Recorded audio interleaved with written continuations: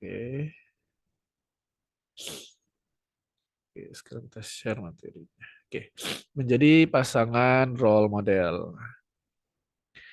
Nah, minggu kemarin kita sudah bahas tentang membangun rasa sayang kepada anak itu dengan cara yang benar, yaitu dengan cara seperti yang telah dituntun oleh Allah dan Rasul-Nya. Itu yang paling utama kita bahas minggu kemarin gitu ya. Nah, untuk menjadi seorang role model gitu ya. Nah, kita lihat dulu. Nah, paling utama itu role model itu adalah Nabi Muhammad Shallallahu Alaihi Wasallam, karena beliau ini adalah contoh terbaik untuk umat manusia. Nah, ini udah menjadi ini kita ya, udah jadi pemahaman kita bersama bahwa contoh terbaik itu adalah Nabi Muhammad, termasuk juga dalam masalah pengasuhan dan pendidikan anak. Nah, lalu yang harus menjadi role model lagi siapa? Yaitu kedua orang tua. Nah, ini yang tidak boleh kita lupakan. Ya, jadi jangan sampai orang lain yang menjadi role model bagi anak-anak kita selain Nabi Muhammad tadi ya. Jangan sampai misalnya grup band atau apa gitu ya, atau pemain film atau penyanyi atau apa gitu yang menjadi role model bagi anak-anak kita. Harus orang tuanya menjadi role model pertama, orang tuanya setelah Nabi Muhammad. Nah, bagaimana caranya? Teknis sederhananya begini. Kita orang tua sudah memberikan rasa sayang kepada anak seperti yang kita bahas pekan kemarin dengan cara-cara yang memang sudah ditunjuk dan dituntun oleh Nabi Muhammad dan Allah gitu.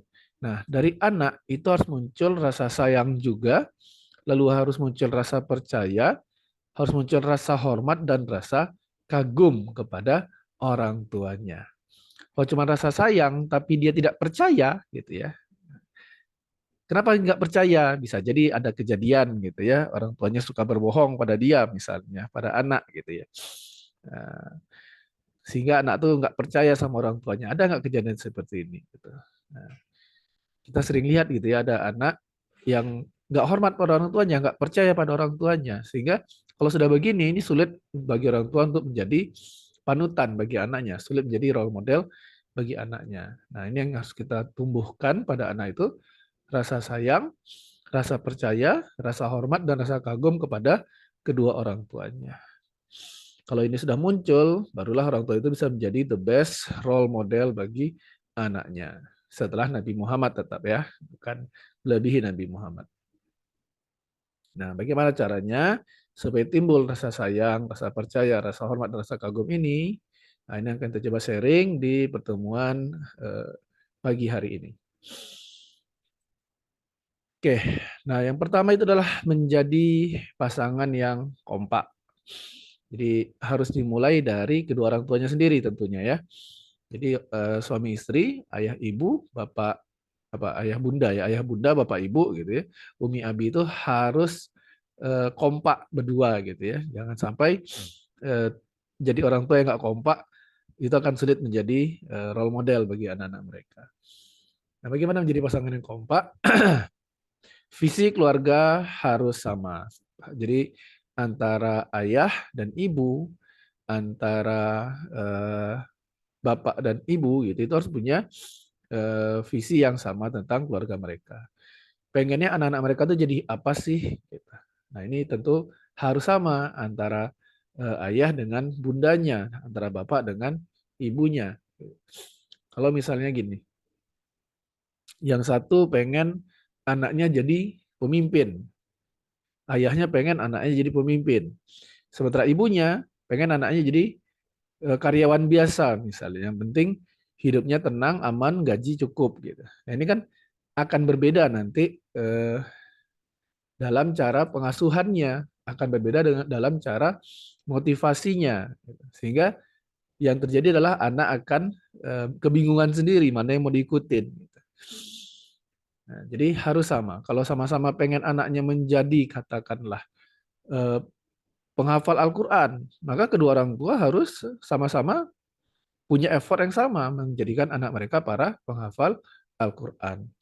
Kalau pengen anaknya menjadi apa namanya warga internasional gitu ya, kuliahnya ke luar negeri, gitu.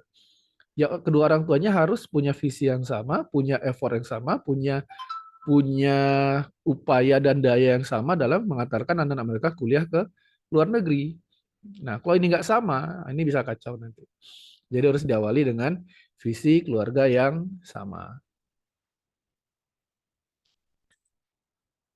Lalu tips yang keduanya adalah berbagi peran pengasuhan. Jadi kita punya pengalaman ya di sekolahan gitu ya. Itu alhamdulillah bukan sekolah yang ini gitu ya, di sekolah tempat-tempat yang lain. Itu banyak orang tua itu yang sifatnya udah pokoknya pendidikan urusan ibu aja lah gitu. Bapak taunya beres aja gitu. Nah, ini jangan sampai terjadi seperti ini. Kenapa? Karena eh, akan timpang nanti, akan timpang antara kedekatan ibu dengan anak dan kedekatan ayah dengan anaknya. Nah, kalau ada terjadi ketimpangan kedekatan ini agak sulit juga untuk menjadikan kedua orang tuanya sebagai role model. Karena tadi harapan kita kan adalah kedua orang tuanya menjadi role model, bukan hanya salah satu. Gitu ya. Jadi harus berbagi peran. Misalnya bapaknya eh, megang urusan eh, tafiz gitu misalnya. Jam sekian itu bapaknya yang tafizkan. Atau setiap hari Sabtu atau Ahad pergi jalan sama bapaknya gitu. Pokoknya kedua orang tua itu punya peran yang dalam pendidikan anak di rumah. Yang ini harus ada diskusi antara kedua orang tuanya dalam berbagi peran. Intinya kedua-duanya terlibat dalam pengasuhan anak. Gitu. Jadi bukan hanya salah satu, yang satu tahu beres saja, ini nggak boleh. Nah, sehingga masuk lagi kepada komunikasi yang lancar gitu ya. Kenapa? Karena visi tadi gitu ya, terus berbagi peran tadi ini tidak akan terbentuk kalau tidak ada komunikasi yang lancar antara pasangan, tidak ada komunikasi yang lancar antara suami dengan istri. Artinya, apa yang diinginkan oleh suami harus terkomunikasikan dengan baik, juga apa yang diinginkan oleh istri juga harus terkomunikasikan dengan baik, sehingga bisa disusun kesepakatan, bisa disusun rencana-rencana bersama, pengennya anak-anak mereka tuh tumbuh besarnya nanti seperti apa. Gitu. Jadi harus ada komunikasi yang lancar. Bisa dilakukan ya seperti di gambar ini ya, di kasur ngobrol berdua gitu kan. Kalaupun sibuk misalnya siang hari sebelum tidur ngobrol dulu gitu. Nah, cara ngobrol juga akan beda-beda ya. Kalau ibu-ibu biasanya ngobrolnya banyak gitu kata-katanya gitu kan. Kalau bapak itu ngomongnya singkat-singkat. Nah, ini harus saling memahami gitu cara komunikasi pasangan gitu kan. Intinya adalah kita membangun saling memahami sehingga komunikasi itu bisa berjalan dengan baik. Apa yang diinginkan oleh ibu, apa yang diinginkan oleh bapak itu tersampaikan dengan baik sehingga bisa disusun rencana untuk visi lalu pembagian tugas dalam masalah pengasuhan. Nah, alhamdulillah Uminya sudah bergabung. Nah, Zainabnya sudah anteng dengan jajanannya. Nggak tahu berapa lama itu antengnya.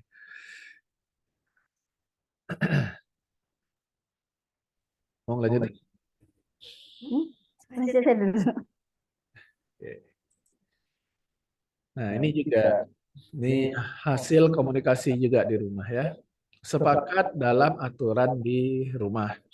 Nah, aturan yang paling utama itu tetap adalah aturan dari Al-Quran dan hadis. Aturan dari Allah dan Rasulnya.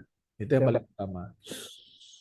Terkait menutup aurat, misalnya. Terkait jam-jam yang orang tua privasi di rumah. Nah, jam terkait cara bicara anak. Ini semuanya harus mengacu pada Al-Quran dan hadis. Lalu boleh kita bikin aturan-aturan lain. Nah, ini harus ada kesepakatan. Nah, yang tak boleh itu adalah uminya bikin aturan, ibunya bikin aturan, bapaknya main ganti-ganti aturan sendiri ya. Ini yang nggak boleh. Nah, ini sering terjadi gitu ya. Ataupun kebalikannya ya. Gimana? Kebalikannya juga nggak Atau boleh. kebalikannya gitu kan. Nah, jadi misalnya bapaknya belum pulang kerja gitu kan, anak-anak udah pada rewel, pengen jajan gitu kan. Kata ibunya, hari ini bukan hari jajan, nggak boleh jajan gitu kan. Tiba-tiba bapaknya pulang, dengar anaknya nangis-nangis pengen jajan, langsung dibawa jajan tanpa ada komunikasi sama eh, ibunya gitu atau sama istrinya. Nah, ini bahaya. Jadi harus ada kesepakatan dalam aturan. Kalaupun memang ada mau perubahan gitu ya, sepakati dulu. Jangan main langsung-langsung aja. Nah, ini pentingnya komunikasi antara pasangan. Boleh nanti pada sharing ya, kira-kira di rumahnya selama ini seperti apa. Lalu akur dan mesra.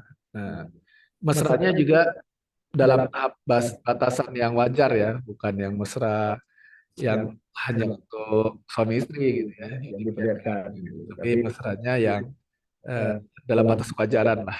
Misalnya eh, Mau berangkat, kalau salam. salim pas mau berangkat, istrinya salim dulu sama suami gitu, atau ketika suaminya pulang disambut, dipeluk sedikit gitu. Dan harus kelihatan akur depan anak-anak, nggak boleh kelihatan berantem depan anak, karena ini akan apa ya? Mempengaruhi psikis anak. Ya, anak akan lihat orang tuanya akur ya, gitu. Orang tuanya hidupnya apa namanya bahagia berdua gitu, sehingga layak menjadi panutan bagi mereka. Tapi kalau orang tuanya berantem terus tiap hari depan anak-anak, ini kan anak juga bingung. Apakah ini yang mau dicontoh gitu? Akhirnya anak-anak juga tidak bisa menjadikan orang tuanya yang tidak akur, tidak pernah mesra di depan mereka itu menjadi panutan. Akhirnya dia akan jadi cari panutan yang lain. Nah, itu tips-tips untuk, oh belum selesai, satu lagi. Selalu jujur. Jadi antara eh, suami istri untuk menjaga komunikasi yang bagus tadi harus juga selalu jujur. Apa yang terjadi sampaikan. Apa yang diinginkan sampaikan. Termasuk orang tua kepada anak juga gitu. Jangan kita berbohong sama anak.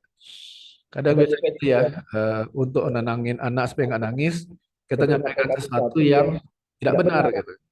Misalnya anak nyari ibunya gitu, nangis gitu kan, dibilang uminya lagi beli apa gitu, lagi beli es krim biar anaknya tenang.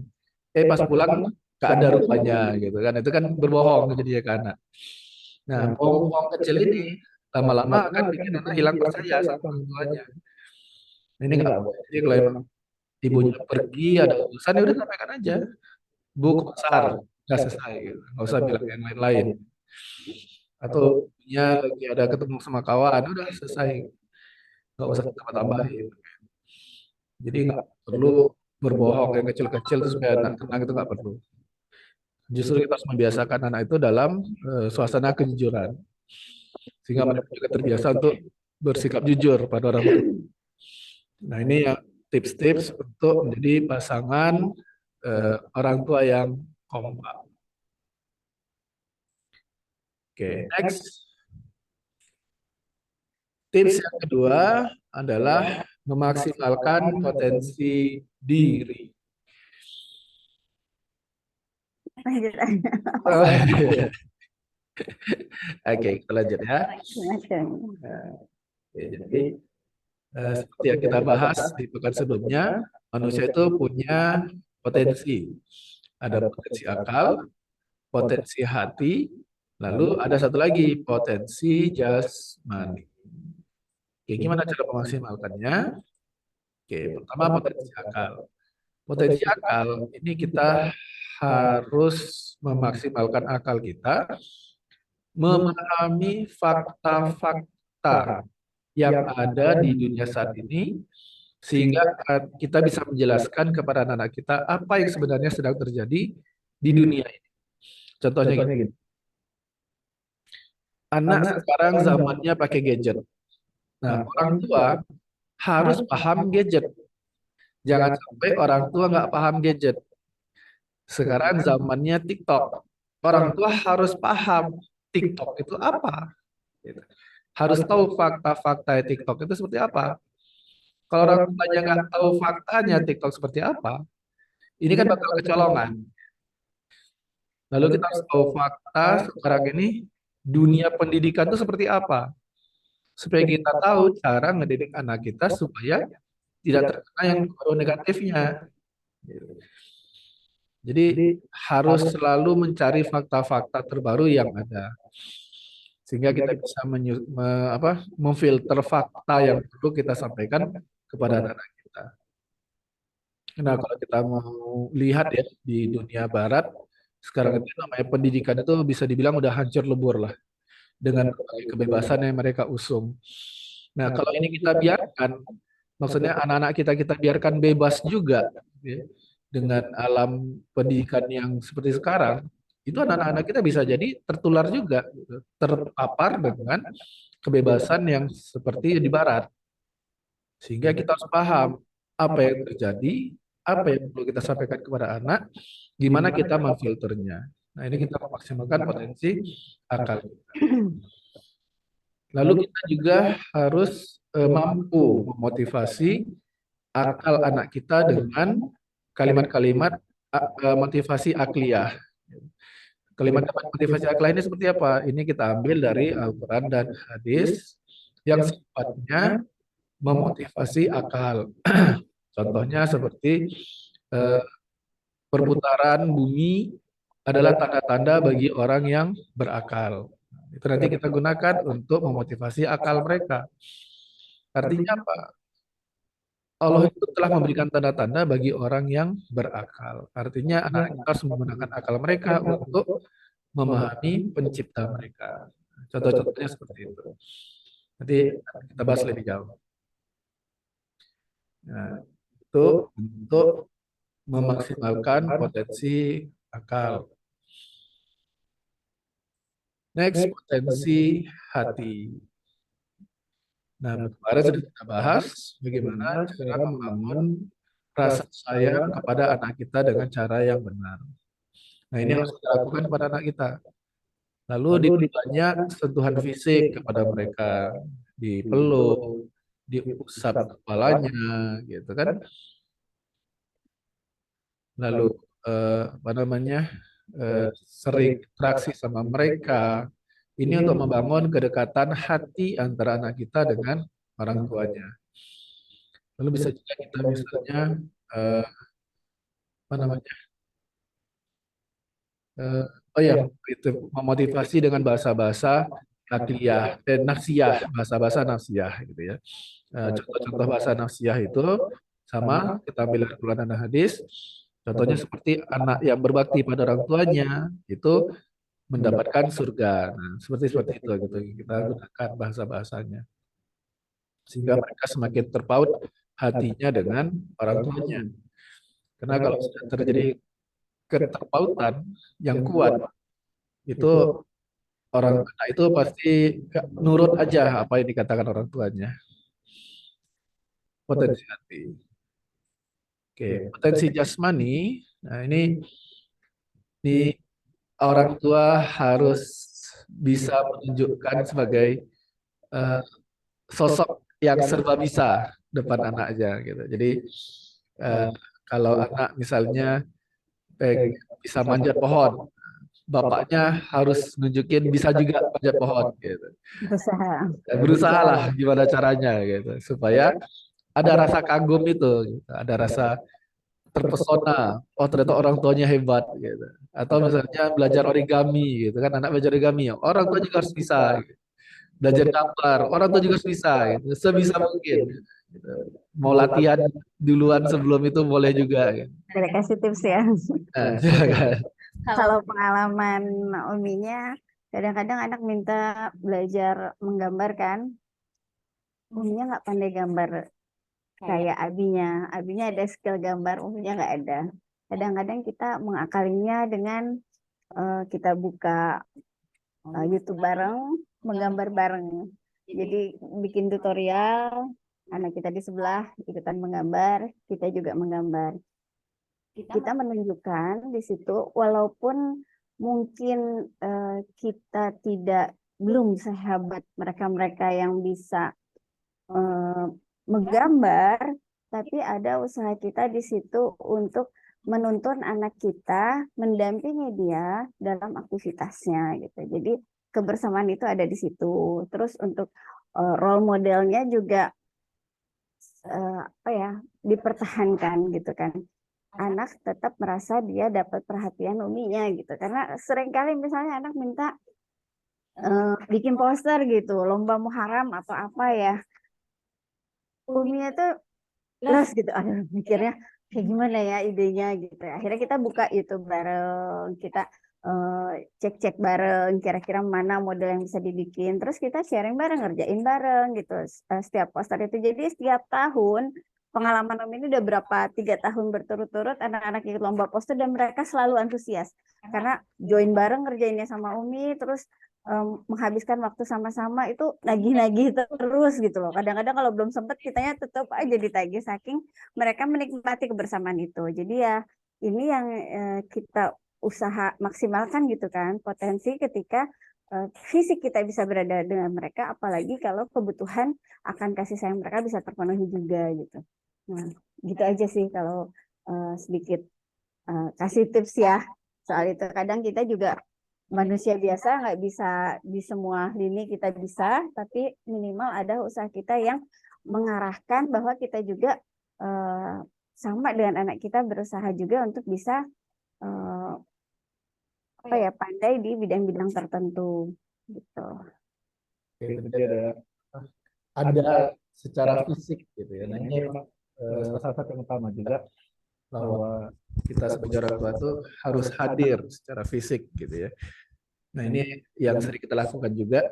Nah, ini kita khususkan satu persatu anak itu kita suka bawa hangout. Gitu. Jadi uminya bawa satu anak pergi makan kemana berdua aja, atau sama bapaknya dibawa satu anak saja nongkrong di mana.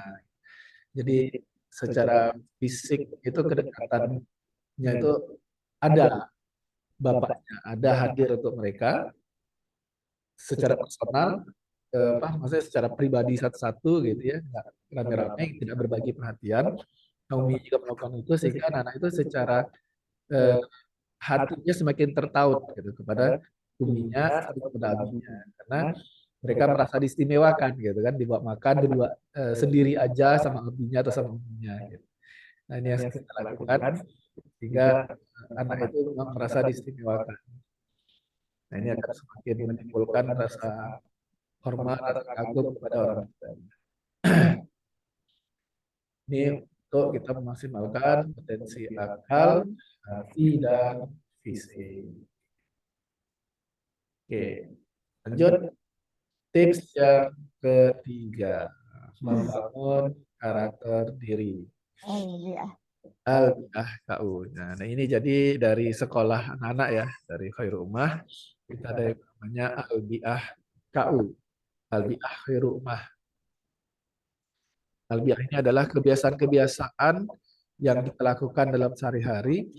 Yang sebenarnya kalau ini kita lakukan, itu bisa membangun karakter kita sebagai sosok yang layak dicontoh oleh anak. Nah, tentu ini semuanya mengacu kepada Al-Quran dan hadis. Nah, yang pertama, al. Al-nya adalah Al-Quran, bacaan, dan amalanku. Jadi memang kalau di sekolah itu kan kita memang anak-anaknya menghafal Al-Quran. Nah, orang tuanya harus juga mampu menunjukkan beraktivitas dengan Al-Quran. Entah itu membaca, atau kalau masih kuat untuk menghafal, balapan sama anak-anak. Gitu ya. Nah, silakan dilakukan untuk supaya anak itu benar-benar melihat oh orang tuanya melakukan juga gitu, belajar Al-Quran sehingga anak itu tetap terpacu untuk terus belajar Al-Quran. Lalu Al-Quran juga menjadi amalan. Nah, Al-Quran itu kan banyak sekali ya isinya, bukan hanya masalah salat, zakat, puasa, haji saja, tapi juga ada masalah waris, ada masalah ekonomi, ada masalah apalagi jual beli, ada masalah riba, ada masalah kesehatan juga, banyak sekali. Ini harus jadi amalan kita dalam keseharian.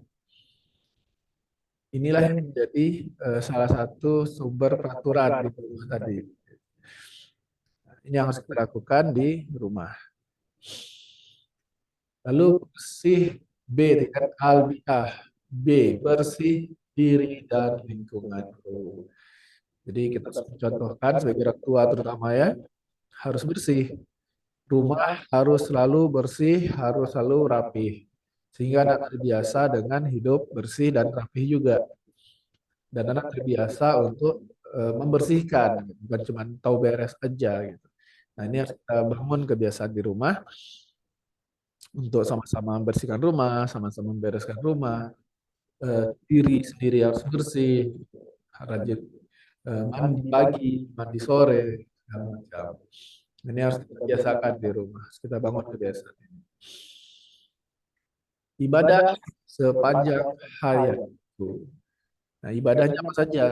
Nah, seperti tadi yang dalam Al-Quran, selain sholat, zakat, puasa, gitu kan. Kalau misalnya bapak, gitu. Bapak itu kan mencari nafkah itulah ibadah. Nah, artinya mencari nafkah bapak itu harus menjadi ibadah. Gimana caranya supaya mencari nafkah menjadi ibadah? Aktivitasnya adalah aktivitas yang halal. Misalnya jual beli, ya. Ya, misalnya orang tuanya pedagang. Artinya barang yang dijual belikan harus yang halal. Lalu aktivitas akad jual belinya harus halal. Lalu tidak ada riba, tidak ada tipu menipu di situ. Nah, itulah yang nanti menjadikan aktivitas mencari nafkah bapaknya itu menjadi ibadah.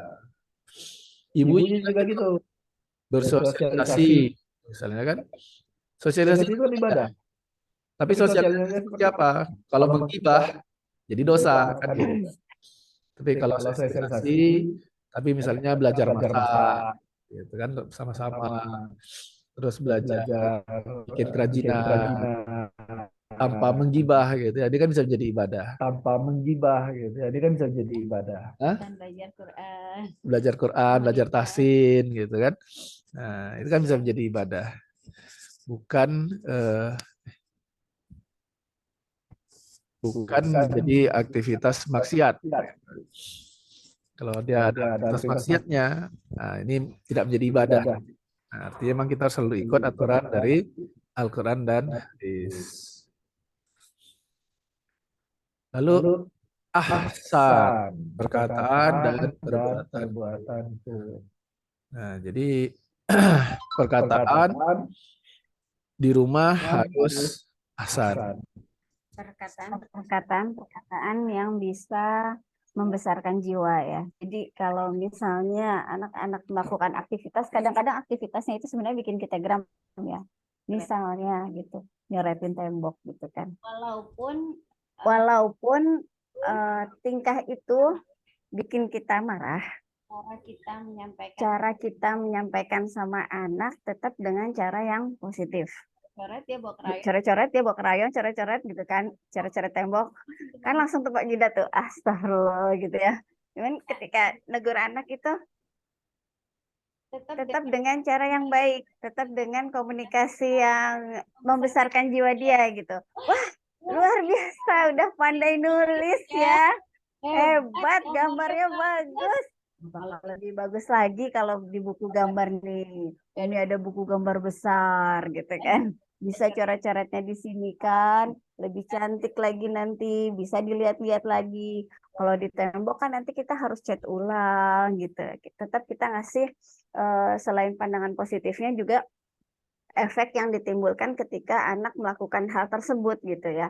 Tetap harus disampaikan itu kenapa kita arahkan dia coret-coretnya di buku gambar, bukan di tembok gitu. Karena mungkin tembok yang ini untuk terima tamu, jadi kita usahakan untuk tetap bersih, tetap rapi. Lain lagi mungkin kalau temboknya memang khusus untuk tembok kreativitas ya. Misalnya Umi atau Wabi menyiapkan tembok khusus untuk anak berkarya, itu berbeda lagi. Atau ketika anak sudah berani memegang pisau, jangan langsung yang jangan pisau bahaya gini-gini. Akan lebih baik kalau kita menyampaikannya dengan cara yang bisa diterima anak.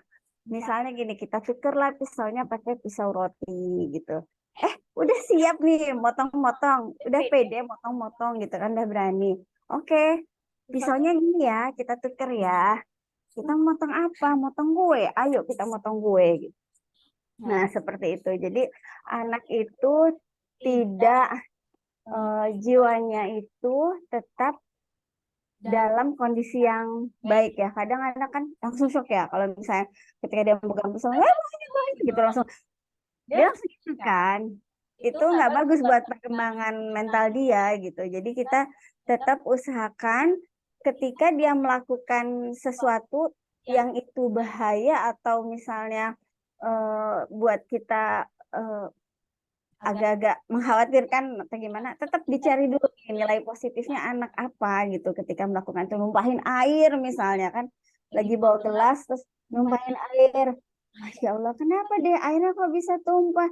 Iya, Mi, kesenggol. Ah, sampaikanlah dengan cara yang baik ketika menegurnya gitu. Oh, jadi tumpah. Iya, kalau tumpah kita apain dong gitu kan? Dibersihin, Mi. Kalau dibersihinnya pakai apa? Pakai kain, Mi, atau pakai tisu. Ya, boleh kalau gitu. Ambil yuk kainnya, ambil yuk tisunya, yuk dirapihkan lagi.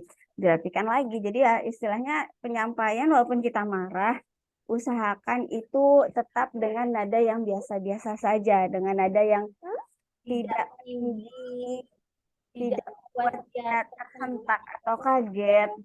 Cukup komunikasikan ketika itu hal yang buruk, komunikasikan kenapa hal itu buruk. Terus yang bagusnya gimana? Dicarikan tetap kita ngasih analisa kepada anak.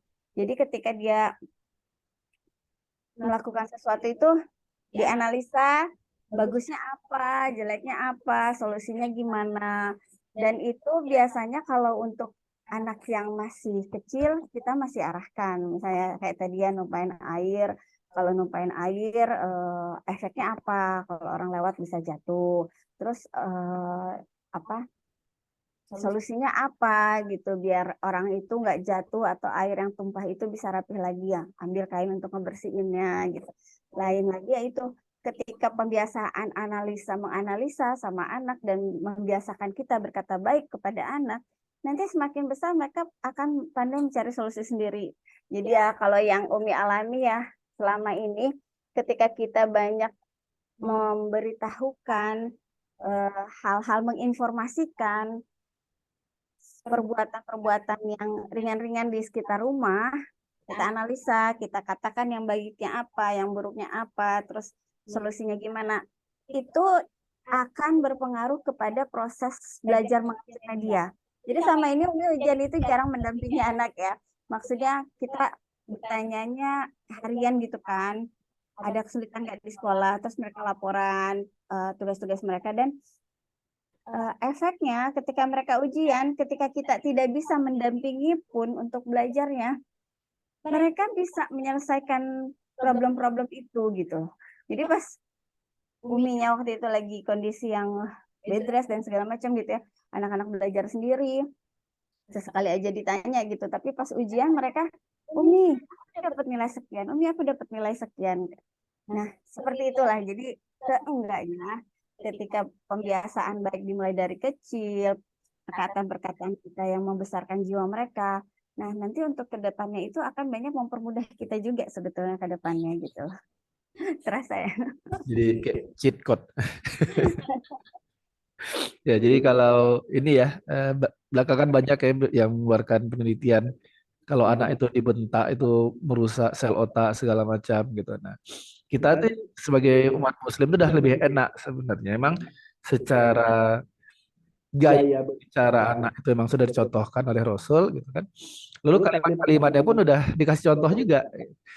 Misalnya kita kalau bicara sama anak tuh Masya Allah nak, Subhanallah nak, itu kan semua adalah kata-kata yang bagus gitu. Itu akan membesarkan jiwanya juga gitu, membersihkan jiwanya terus. Gitu. Astagfirullah nak, gitu. Itu kan akan terus membersihkan jiwanya dengan perkataan-perkataan yang indah tersebut gitu. Jadi banyaklah dengan sebagai umat Nabi Muhammad ini memang. Lalu perbuatan-perbuatan juga gitu ya, yang ahsan gitu kan tidak tidak memukul, tidak kasar sama anak. Nah, ini yang harus kita biasakan. Gitu. Karena kami pribadi dulu waktu anak awal-awal dulu mungkin masih sering ya kita ya kayak membentak gitu kan. Eh, Anak pertama ya masih pola kita belum dapat banyak ilmu parenting waktu itu, jadi yang masih yang main eh, fisik. penegasan ya, Iya, pokoknya ya cara sering dengan penegasan. gaya yang tegas. Dia mungkin kan semua keluarga ya dengan background yang berbeda gitu kan, cara didik yang berbeda itu kan bisa membawa pengaruh. Nah, jadi ketika anak pertama itu masih banyak terpengaruhi dengan pola didik di keluarga masing-masing gitu kan. Nah, semakin lama kita juga membenahi diri kan, banyak belajar juga. Memang ilmu parenting itu tidak hanya cocok buat orang tua, tapi buat mereka-mereka yang pasti akan menikah suatu saat gitu. Karena biar tidak kayak kita ya sempat ada keterlambatan di anak pertama, tapi alhamdulillah bisa kita perbaiki ya, perbaiki. Jadi ya ke anak kedua, ketiga, keempat, kelima, keenam itu mereka tinggal mencontoh dari anak pertama gitu. Jadi Nah, nggak udah repot-repot. lebih enak. Gitu. Jadi memang tuh asan perbuatan berkata ini memang sangat penting di dalam rumah ya. Jadi kayak tadi ketika kita menggunakan kata-kata yang bagus gitu, anak besar jiwanya, mereka lebih cepat mandiri, lebih cepat apa ya, dewasanya gitu. Jadi secara perkembangan jiwanya itu enak, pertumbuhannya bagus. Nah, ini asan, perkataan, dan perbuatanku. Lalu yang terakhir, halalan, toiban, makanan, dan minumanku. Nah, ini silahkan standar. Kalau halal jelas ya. Standar halal jelas ya. Semuanya sama. Kalau standar halal jelas ininya arahannya dalam Al-Quran. Kalau standar toyibnya silahkan disesuaikan. Mana yang toyib, yang jelas nggak toyib itu kan yang banyak pengawet sama pewarna itu pasti nggak toyib. Yang paling toyib itu yang fresh dari alam. Nah, silakan disesuaikan di rumah. Mau berapa banyak mengkonsumsi makanan-makanan yang misalnya ada pewarnanya di rumah, gitu kan? Karena kalau ada juga bahasa gini kemarin, pokoknya kalau sudah dapat Bepom itu toyib. Gitu. Nah, ada juga berpendapat seperti itu, gitu kan? Nah, jadi ini silakan disepakati di rumah masing-masing. Standar toyibnya mau di mana? Gitu. Paling bagus memang adalah yang buah-buahan fresh, makanan-makanan fresh. Direbus, dikukus juga Tapi kan. tetap aja buah-buah fresh yang kita beli supermarket itu kadang kan harus cuci lagi gitu ya. Nah, jadi gimana cara penanganannya? Silahkan. Tapi ini penting, makanan halal toyib ini sangat penting, terutama kehalalannya ya, karena kalau anak kita makan makanan yang tidak halal, itu pasti akan merusak pertumbuhan jiwanya. Lalu kalau mereka makan makanan yang jelas tidak toyib gitu ya, kalau dalam Islam itu yang jelas nggak toyib itu misalnya eh, bangkai gitu ya, daging yang udah nggak sehat gitu, itu pasti akan mengganggu tumbuh kembang fisiknya. Nah, yang kita inginkan adalah anak kita tumbuh fisiknya tumbuh bagus, jiwanya juga tumbuh bagus. Nah, nah ini kesimpulannya, jadilah pasangan orang tua yang kompak, yang disayang, dipercaya, dihormati, dan dikagumi oleh anak kita. Jadi kalau kita kemarin menunjukkan rasa sayang kepada anak, harus menumbuhkan rasa sayang kepada anak. Anak harus tumbuh rasa sayang, rasa percaya, rasa hormat, dan rasa kagum kepada orang tuanya. Dan orang tuanya itu harus adalah orang tua yang kompak. Karena kalau orang tuanya saja nggak kompak, itu anak akan susah percaya, akan susah hormat, Susah milih, harus susah susah milih. percaya. Misalnya dia hormat hanya pada uminya saja, pada ibunya saja, sama ayahnya nggak hormat. Atau kebaliknya, hanya hormat pada ayahnya saja, nggak hormat sama ibunya. Nah, ini bisa terjadi kalau orang tuanya tidak kompak, tidak akur, tidak kelihatan saling menyayanginya gitu. Jadi memang semuanya harus diawali oleh kita sebagai orang tua. Mau membentuk anak-anak kita kayak gimana? Gitu. Kalau anak saja merasa tidak nyaman di rumah karena orang tuanya nggak kompak, sering berantem, pasti tumbuh kembangnya akan terganggu. Gitu. Jadi kalau kita backup lagi ya dari awal untuk menjadi orang tua yang apa namanya dihormati anak, dikagumi anak. Pertama adalah kita harus jadi orang tua yang kompak. Kedua, kita harus memaksimalkan potensi diri kita. Harus terlihat serba bisa, serba tahu. Jadi anak itu kagum, tahu aja ya Umi ini ya, gitu. Bisa aja ya Umi ini ya, gitu. Jadi dia kagum. Kan kalau anak-anak itu masih gampang ya, dibikin kagum itu masih gampang. Gitu. Jadi bikinlah mereka kagum sama orang tuanya dari seusia sedini mungkin. Gitu. Nanti kalau ada besar, baru ketahuan belakang orang tuanya. Gitu. Ternyata. Jaim-jaim gitu ya. Tapi karena memang sudah ada rasa kagum itu, insya Allah inilah. Kalau ada rasa percaya itu, insya Allah mereka tidak akan merendahkan orang tuanya. Nah, yang terakhir adalah membangun karakter diri kita yang sesuai dengan Al-Quran dan hadis. Nah, insya Allah kalau kita bisa menjadi orang tua yang seperti ini, orang anak itu akan apa ya, nurut ke kita tuh bukan nurut karena takut, gitu. Tapi nurut karena mereka memang percaya sama kita. Mereka ngerasa kagum, ngerasa hormat sama kedua orang tuanya. Oke, alhamdulillah sudah selesai materi kita untuk pagi hari ini. Silahkan kalau ada yang mau didiskusikan atau ada yang mau sharing juga di rumah seperti apa gitu ya. Nanti boleh kita bahas sama-sama. Ngantuk. Baru bangun udah ngantuk lagi. Oke, di sini ada Bang Niko. Apa kabar Bang Niko? Ada. Alhamdulillah sehat Pak. Alhamdulillah. Bapak sehat. Alhamdulillah. Maaf Pak telat join tadi. Iya. Ada Mas Kiki, ada Mas Wawan. Mas Garli keluar tadi. Oke, silakan kalau ada yang mau sharing bagaimana pengalamannya selama ini ketika eh, berhubungan sama anak-anak supaya mereka apa ya, kagum sama orang tuanya. Silakan Mas Kiki, ada yang mau disampaikan? Suaranya masih di mute. Oh ya, halo Mas Dev, kedengeran nggak? Ya, Kedengeran ya? kedengeran. Oke. Yang saya mau tanyakan gini, tadi kan kita udah sepakat nih, cara memang mendidik anak tuh tidak mengajarkan bohong ya. Kalau mau izin, mau pergi ya bilang mau kerja gitu. Saya tuh sepakat sekali ya, kan itu memang sudah diterapkan. Misalnya kalau mau pergi kerja, ya anak nangis ya nggak apa-apa, memang lagi kerja gitu kan. Tapi nggak boleh bohongin. Ya nangis ya biasa lah, nanti pelan-pelan juga sadar. Nah sekarang Sodi juga udah mulai terbiasa, jadi lama-lama udah nggak nangis lagi kan gitu. Nah, pertanyaannya begini, ada beberapa pola pendidikan yang coba kita terapkan sama anak, misalnya kayak tadi ya, ngajarin terus tidak pakai ancaman, terus mungkin juga tidak menyalahkan benda mati, itu kan seringnya Mas Dep. Biasanya kan, oh ini sendalnya nakal, dia jatuh, sendalnya yang dipukul-pukul atau ininya. Ya. Nah, cuman gimana caranya kita itu bisa menerangkan, ada masukan nggak ya kepada keluarga?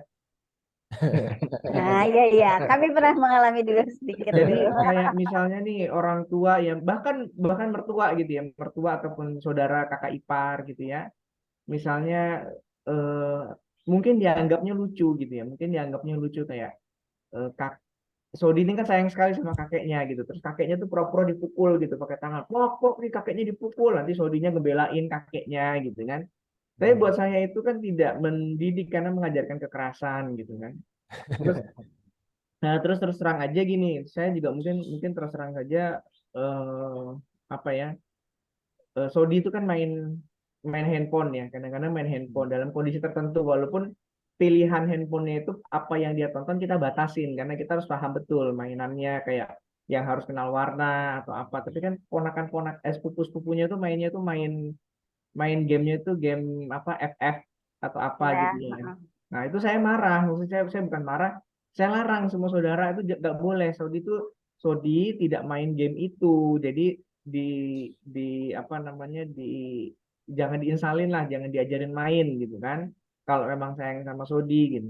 Ya tapi kadang-kadang lewat lewat lewat juga gitu ya, namanya saudara banyak ya, apalagi kita orang timur kan sukanya berkunjung ke keluarga, ke orang tua kan.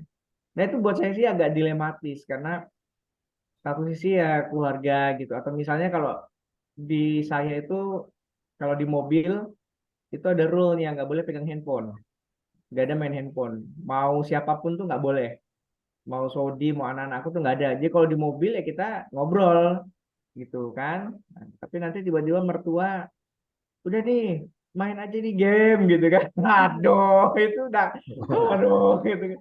Mau kita ngomongin juga mertua, nggak kita ngomongin kok juga salah. Nah itu ada masukan nggak sih kira-kira untuk Abu Ghazi sama Mak Super nih, Teh Hani? kalau kita istilahnya bahas ringan sama orang tua ya. Karena kami pun pernah tinggal malah sama orang tuanya suami kan. Ketika masuk di baru itu kita 2 kali tinggal sama orang tua. Yang pertama 2 tahun, terus kita pindah rumah sendiri waktu itu ada kebutuhan dijual, kita pindah lagi ke rumah mama karena beliau minta kan 3 tahun habis itu. Jadi memang banyak ya hal-hal yang seperti ini, kayak misalnya anak kedua dulu kalau dia jatuh yang dipukul lantainya Raka itu karena Raka itu eh, cucu laki-laki pertama, jadi begitu dibanggakan ya beliau itu Raka tuh. Jadi penanganan terhadap Raka itu banyak tinggal di rumah neneknya ya.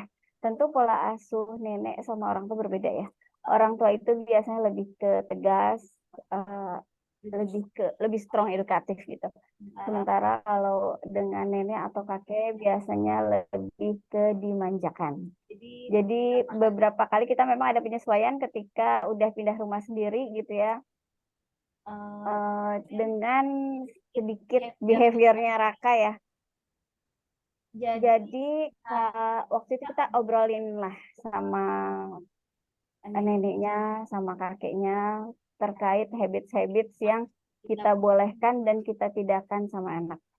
Jadi, tapi ya tetap ya penyampaian itu harus dengan situasi yang lagi happy, lagi ketawa-ketawa, lagi makan bareng, misalnya kita lagi ada jamuan atau apa gitu di rumah tuh lagi banyak makanan, lagi ngobrol-ngobrol santai, terus kita bilang gitu kan, kita sampaikan sama mama, sama papa gitu kan, sama nenek kakeknya terkait kebiasaan anak-anak, misalnya eh, anak-anak kadang-kadang kita juga di satu sisi menyampaikan dengan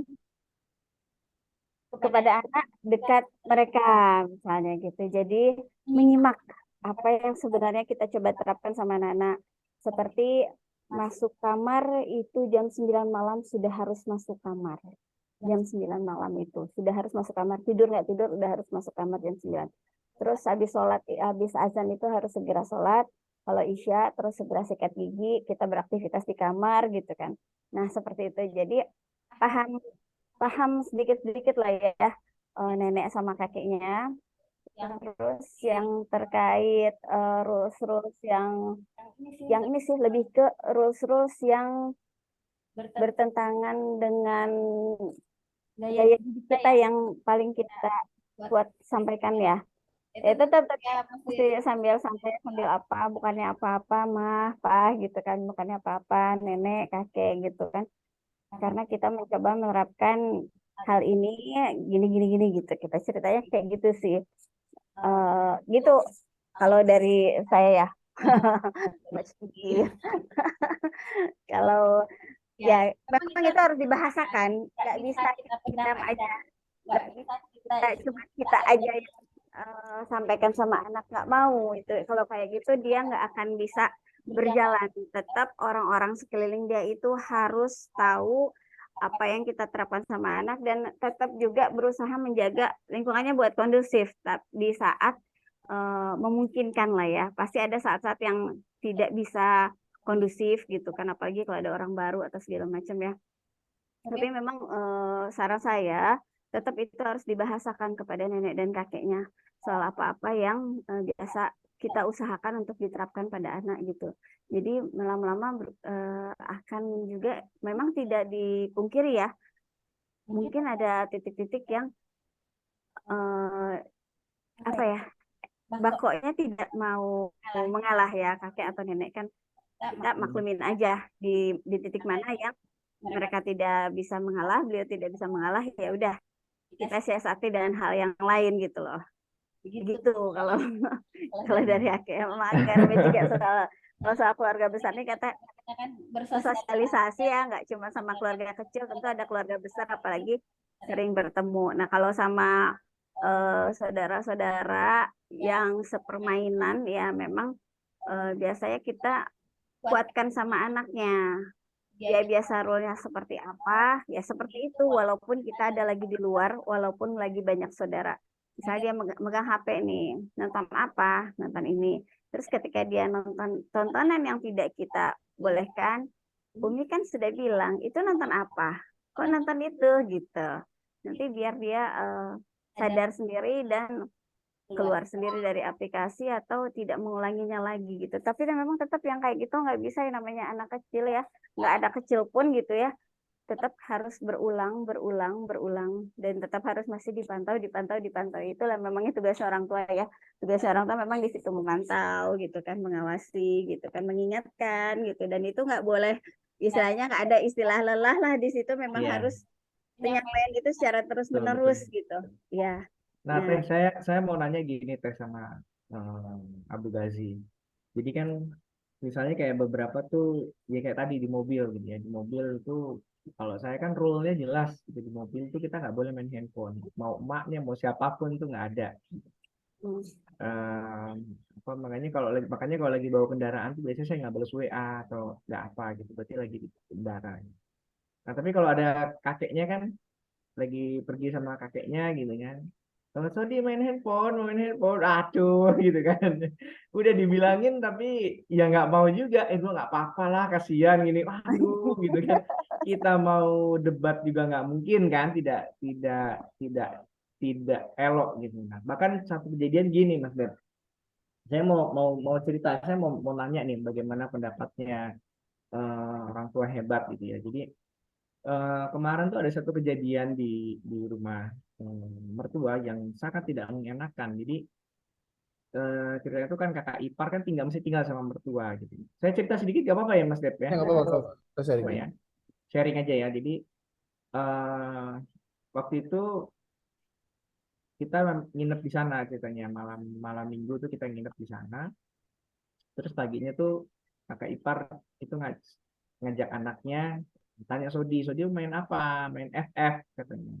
Nah, FF itu salah satu permainan yang saya blacklist. Jadi emang nggak boleh main. Dia main tuh hanya boleh baby bass ya, Ya, nonton iya. yang Apa dan yang Zain. warna, yang apa gitu ya. Selain kalau game itu kan mengajarkan violence ya, kekerasan, terus warnanya apa segala macam saya nggak mau lah. Nah, saya bilang sama istri saya, nah tolong diingetin, Sodi nggak main itu, tolong diingatkan. Nah, Sodi, emaknya Sodi udah ngomongin tuh sama Bang, nanti Sodi nggak ini ya. Nah, terus emaknya pergi ke pasar, ya, biasa namanya anak-anak main kan. Nah, terus udah jam 8, itu waktunya Sodi mandi kan. Terus Sodi mandi.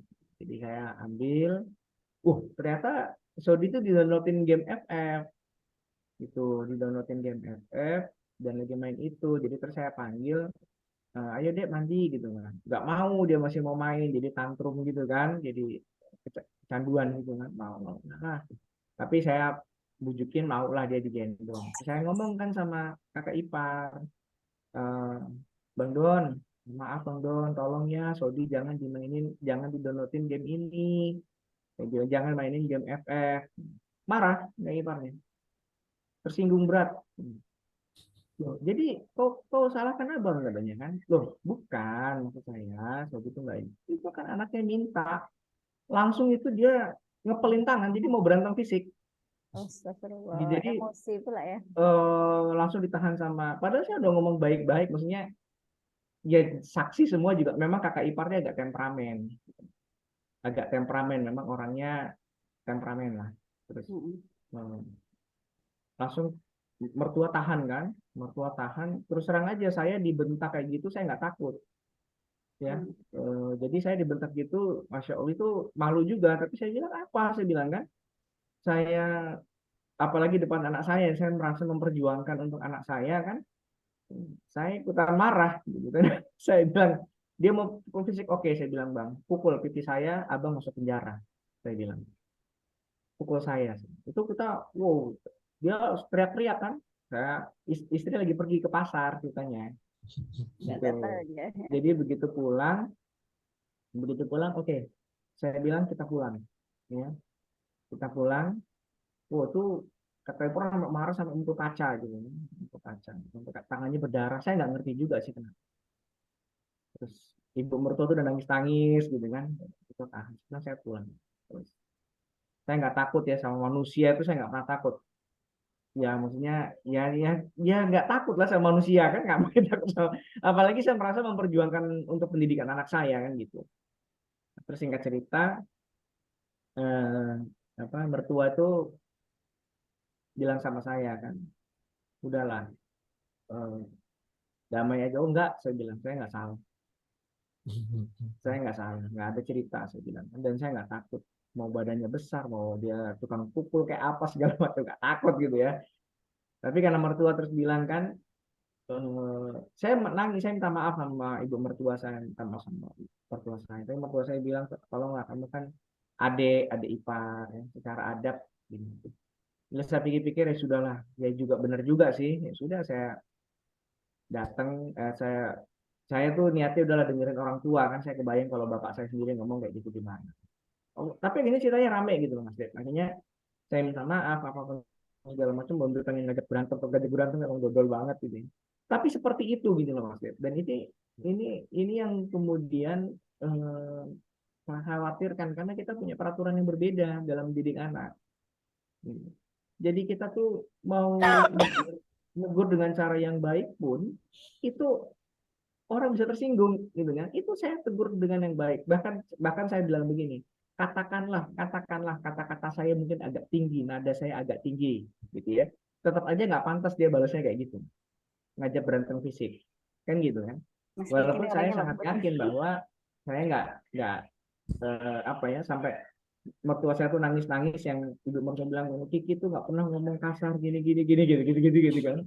Nah ini gimana sih menurut Mas Devi? Apakah kan saya serba salah ya? Maksud saya mau fight nih, maksudnya ya namanya didikan anak itu kan penting, apalagi usia dini seperti Sodi.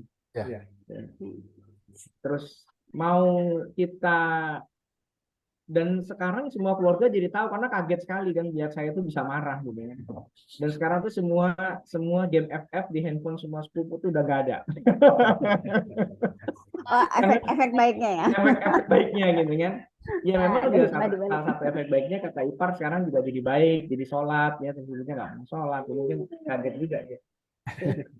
Gitu kan, kaget juga niat saya berani melakukan perlawanan kan gitu. Nah, pertanyaan saya begini, dengan kondisi seperti itu gitu, saya tuh kan malu ya, merasa tidak pantas.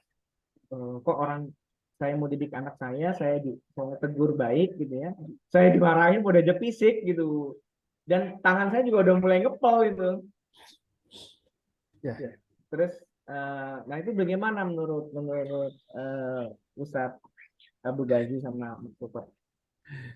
Ya, jadi memang Halo Assalamualaikum Mas. itulah kalau Kalau udah keluarga besar ya. Keluarga keluarga besar itu pasti akan ada keluarga.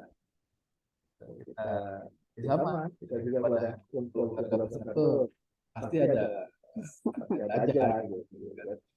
Ada yang anaknya dari kecil udah dikasih gadget masing-masing Masing-masing satu ya. satu. Jadi kalau kumpul tuh mereka anak mereka tuh sibuk aja menemukan gadget masing-masing.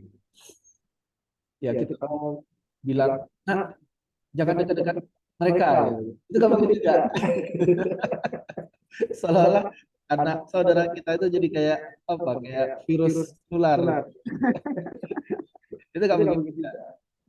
Nah, akhirnya emang yang paling utama itu kan kita kuatkan anak kita itu tadi tadi membangun rasa kagum, rasa rasa hormat hormat anak anak pada pada orang orang tuanya. tuanya.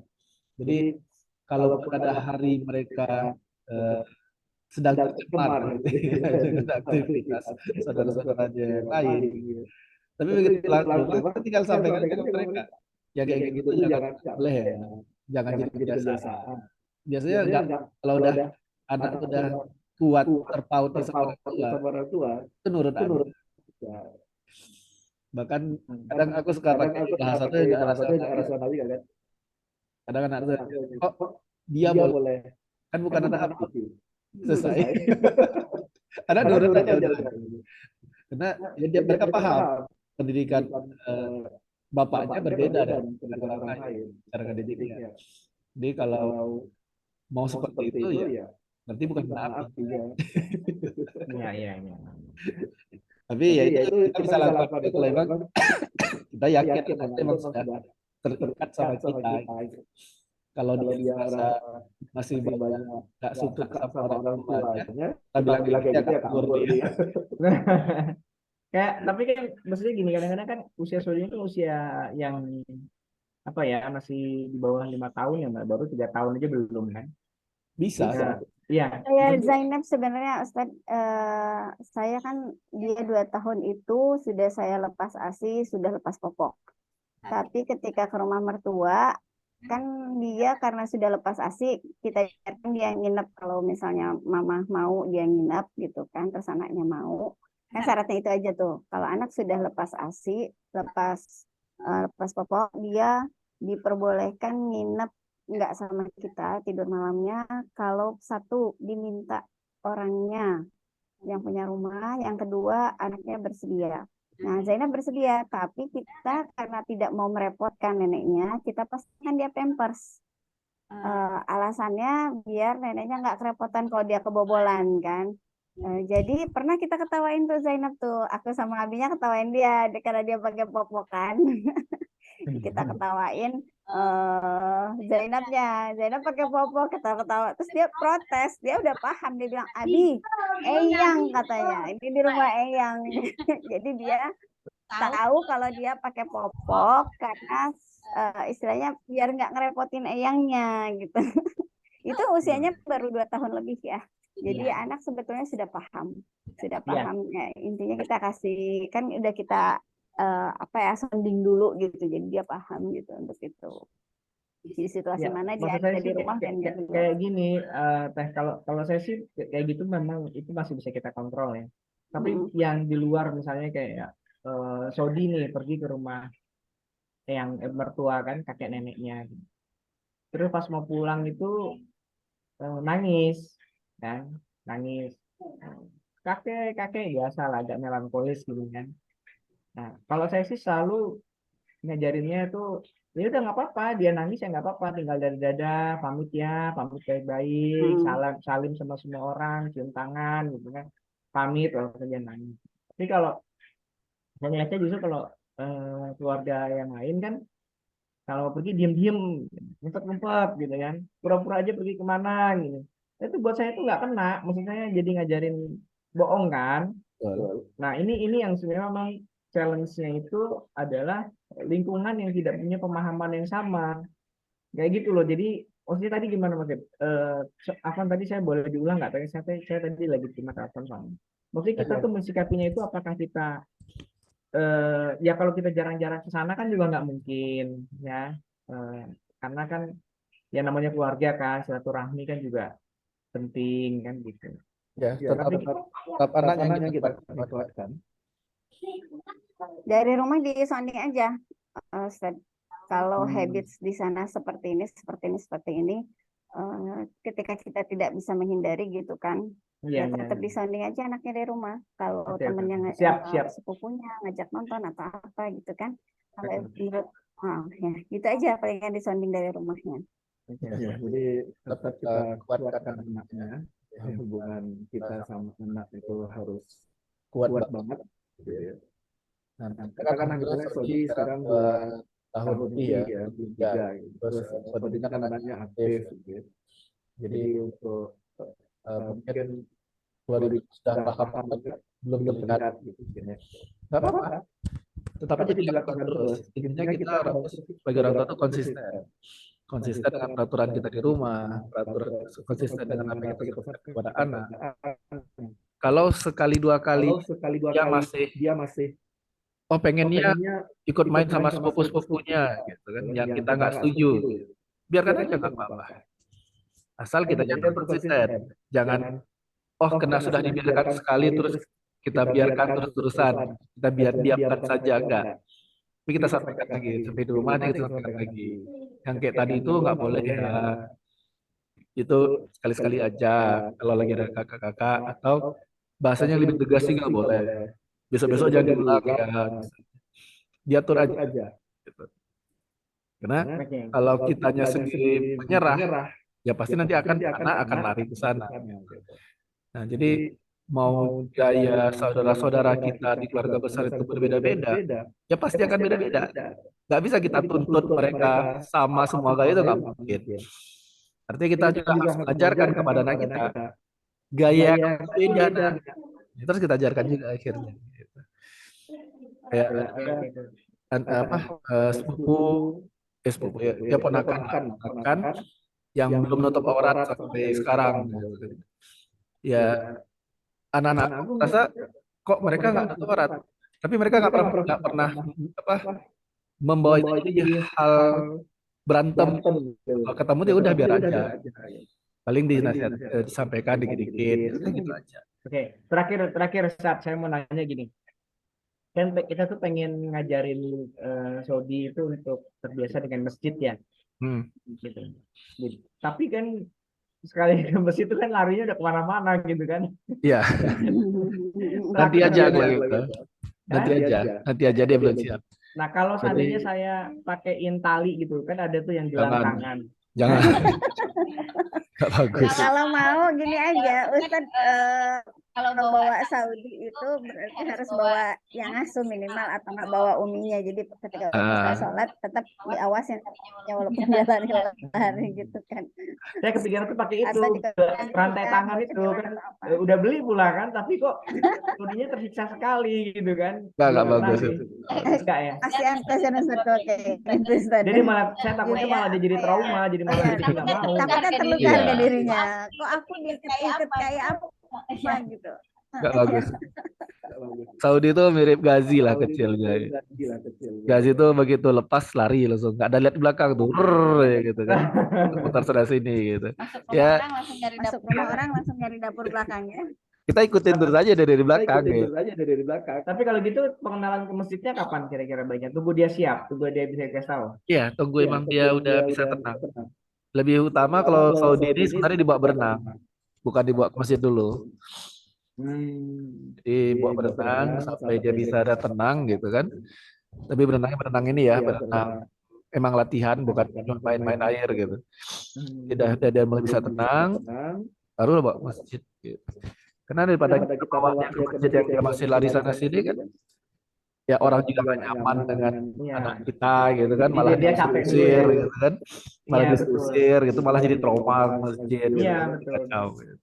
Soalnya kan sekarang anaknya lagi senang sholat ya, maksudnya kalau lihat tuh sholat gitu kan, ngikutin jasa sholat apa amin gitu kan.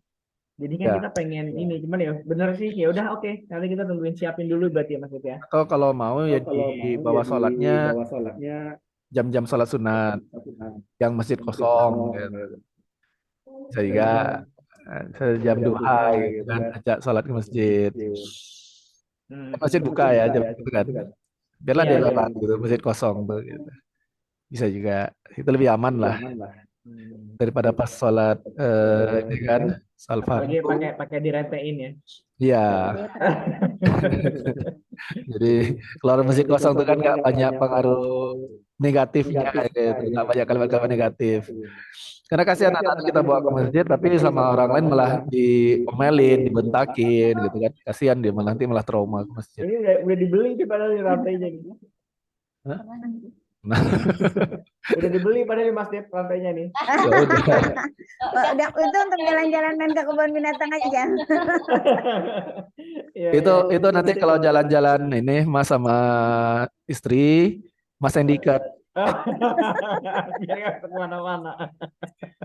Oke, Terus jadi kita syukron mesin ini jazakallah kita. khair. Biar gak kabur.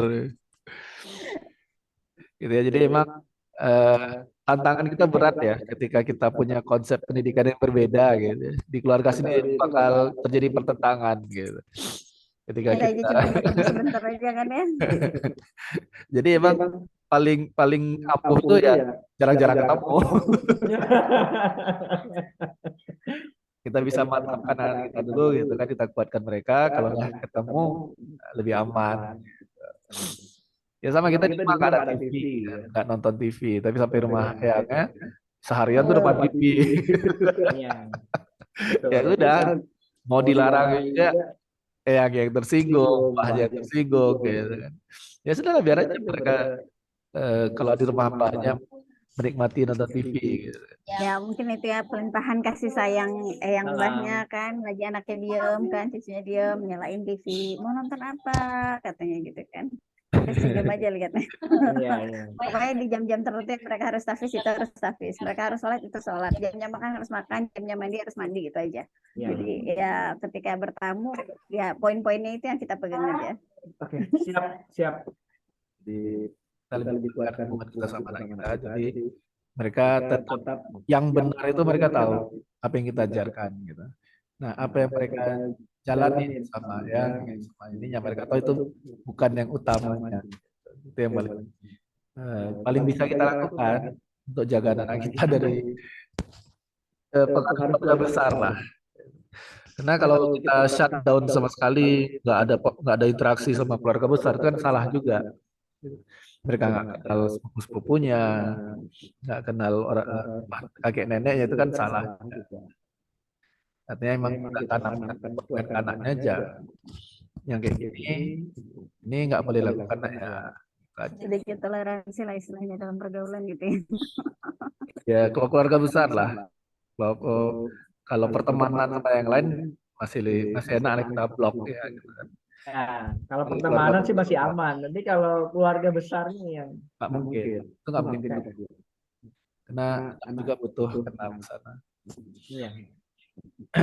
Oke. Nah, memang peran orang tua menjadi sangat penting untuk mencontohkan mana yang ideal yang mana, yang tidak idealnya yang mana. Kalau anak ini makanya hati-hati, jangan sampai anak lebih dekat ke kakeknya daripada ke orang tuanya. Kalau udah kayak gitu, lebih pilih apa kata kakeknya daripada orang tuanya. Di memang benar orang tuanya harus menjadi sosok utamanya lah bagi anak. Oke, silakan kalau ada yang lain yang mau sharing. Mas Wawan, apa kabar?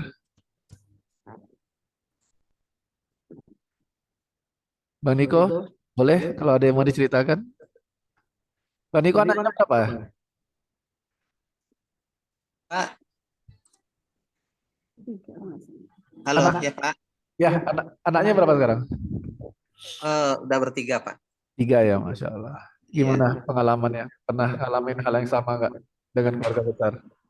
Kalau yang cerita dari Bapak sebelumnya ya ketawa-ketawa aja tadi Pak. Hampir sama. Hampir sama ya pengalaman yang Iya.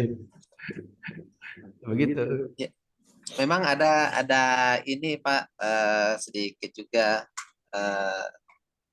karena kalau kita kan apa namanya Pak ya, kita kerjanya kan dari rumah gitu, nggak ngantor, nggak ada apa gitu, kerja dari rumah sambil ngasuh anak dan lain-lain gitu. Jadi kalau di rumah itu memang lagi fokus di kerjaan juga. Nah, kerjaan juga pembinaan mitra dan lain-lain, reseller dan lain-lainnya seperti itu. Jadi kalau lagi fokus, ini terutama saya nih Pak, gitu. Terutama saya kalau lagi fokus itu memang fokusnya ke materi apa yang dikerjakan sekarang. Jadi kalau anak-anak udah pulang sekolah, udah di rumah itu cerewetnya ya luar biasa anak biasa Pak. apapun yang terjadi di sekolah dari A sampai Z itu nggak mau luput satu pun diceritain ya gitu. Dan Jadi nggak mau kita kan tidur istirahat dengar, ya. nggak ada istirahatnya Bunda, benar. Jadi waktu kita sebenarnya butuh waktu mendengarkan gitu. Jadi memang alhamdulillah kita udah coba memahami, coba mendengarkan. Cuman kadangkala ada hal-hal yang di dalam pembicaraan anak-anak ini mereka minta sesuatu gitu, minta sesuatu hal kecil mungkin jalan-jalan sore atau nanti beli minuman ya, beli roti gitu. Jawaban kita kalau lagi sedang ini lagi ada job gitu, Pak, ya insya Allah nanti kita atur jadwalnya gitu. Jadi bahasa saya itu ketika bilang nanti ini ini jadi problem ini. Kemarin ditagi, malam tadi ditagi. Ini ayah bilang nantinya nih kapan nih ya? Kalau dalam bahasa Indonesia nanti itu ya udah hari ini ayah bilang nanti berarti nantinya ya hari ini gitu. Ya. Wah, benar juga gitu, Pak. Sehingga saya berpikir juga jadinya gitu kan, menyikapi yang satu ini hampir tiap hari udah kayak jam waktu sholat aja ditagihnya nanti itu. Nah ini yang belakangan ini yang sering kalau bagaimana menjelaskan ulang gitu Pak, menjelaskan ulang ke anak-anak terutama yang Resep nanti. cewek. Yang cewek itu umur 7 tahun, tapi kalau yang laki-laki umur 9 tahun ini dia udah mulai paham kalau ayah lagi kerja itu, kalau laki-laki itu lagi kerja dia fokus. Nah, gitu kata anak yang laki-laki gitu, Pak. Cuman yang cewek ini yang umur 7 tahun, ayah janji-janji nanti-nanti aja gitu. Nantinya kapan gitu. Ditagih terus pasti kan. Kalau belum jadi. Jadi kalau seandainya dijawab nanti lagi dijelaskan, jadi udah bertingkat nantinya gitu, Bunda. Ya, jadi ini kembali ke peraturan keluarga ya, ditetapkan siapa. Jajannya bolehnya hari apa? Hanya cuma boleh Iya. jajan itu. Jadi tinggal jawab aja. Kapan nantinya? Jangan jawab nanti. Jawab aja hari Sabtu. Nah, tinggal kita jajan itu hari itu. Orang tuanya nggak boleh lupa juga kalau ada janji. Nah, ini nanti jadi jatuhnya berbohong kan? Karena akan lihat orang itu berbohong. Udah janji hari Sabtu, terus dilewat juga. Tuh, tadi anak nilai kita berbohong. Kita bisa percaya sama orang tuanya. Makanya kata-kata nanti itu harus dipenuhi. Nggak boleh kita bilang nanti, tapi kita lewat terus nggak boleh. Kita dinilai berbohong sama anak. Jadi kalau mau bilang nanti, dipikirkan aja nantinya kapan. Nanti jam 5 misalnya. Tapi ya kita penuhin gitu. Atau kalau lebih gampangnya itu jajannya seminggu sekali. Jadi kalau dia nantinya kapan, dia bilangnya tinggal bilang hari Sabtu. Selesai.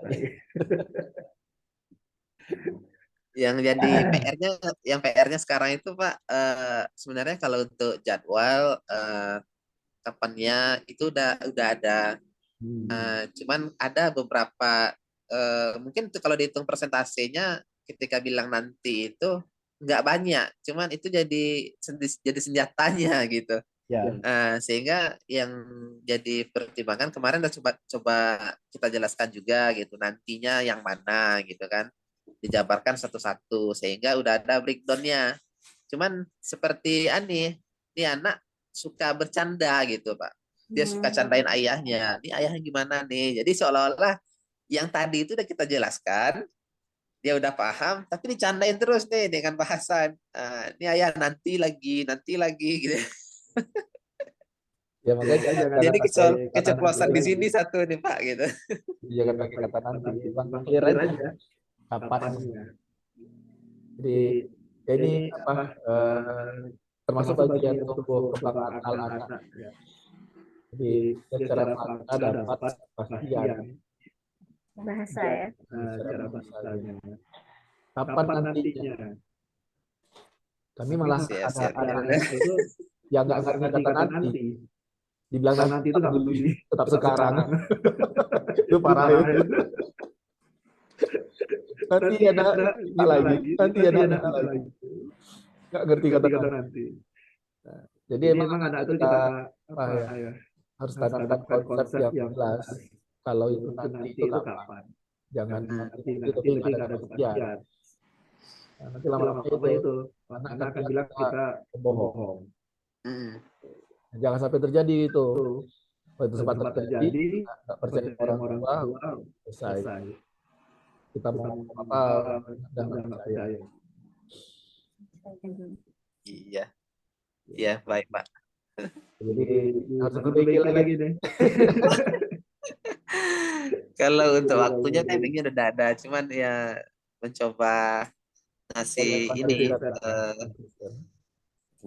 sering dicandain juga gitu Pak. Ya tergantung sih. Kalau emang itu canda ya ketawa aja. Makanya dia kan orang tua juga paham nih kelakuan anak. Ada anak yang usil. Nih kita punya anak satu yang suka ngeledekin bapaknya. Ya betul Pak, betul. Kakak-kakaknya nggak ada yang berani. Dia aja. Tapi emang gayanya dia dan gayanya dia itu nggak bikin emosi. Akhirnya udah kita tangkap aja. Baik Pak. Gitu. Jadi memang kita harus paham juga anak kita gimana. Memang dia canda ya udah anggapkan. Jadi yang kita harapkan kan wadah itu anggapnya serius, benar-benar bilang bapaknya bohong terus, nanti kita aja, itu yang kita cari. Oke, baik Pak.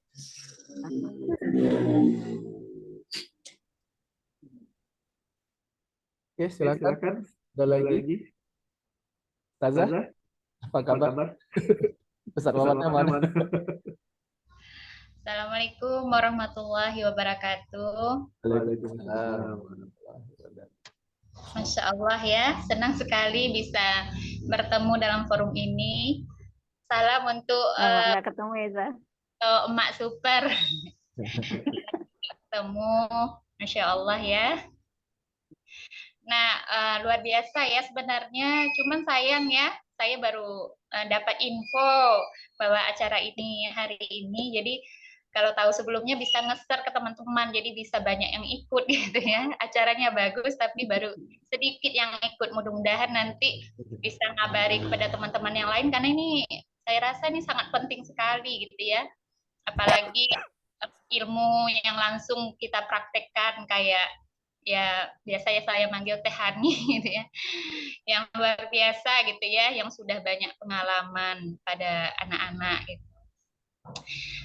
Adapun yang mau ditanyakan gini Teh, terkait dengan anak yang patuh itu, sejauh mana kita bisa melihat anak yang patuh atau manut itu karena pemahaman atau karena takut gitu. Nah, kalau pengalaman kami nih, si besar yang Abdurrahman ini alhamdulillah kalau untuk ibadah gitu ya, kayak sholat 5 waktu gitu ya, ada ke masjid selalu sama abinya. Kalau udah dipanggil sama abinya, Abdurrahman ayo ke masjid gitu kan, nah, dia udah cepat gitu kan. Terus termasuk sholat sunnahnya pun dibiasain sama abinya, termasuk saya tarawih gitu kan. Kalau tarawih itu abinya ayo tarawih, padahal sepertinya kayaknya dia tetap kantuk-kantuk tapi karena abinya yang nyuruh gitu kan, jadi dia manut gitu kan, ikut gitu. Terus kalau saya pribadi kan biar aja lah Bi kalau masih sunnah gitu kan, dia masih capek gitu kan. Kalau kata abinya itu kan harus pembiasaan gitu kata abi kan. Karena kan kalau dilihat dari usia itu dia baru 1 Juni ini baru masuk 6 tahun gitu. Kalau 7 tahun itu kan memang ajaklah anakmu sholat, berarti kan memang melaksanakan sholat.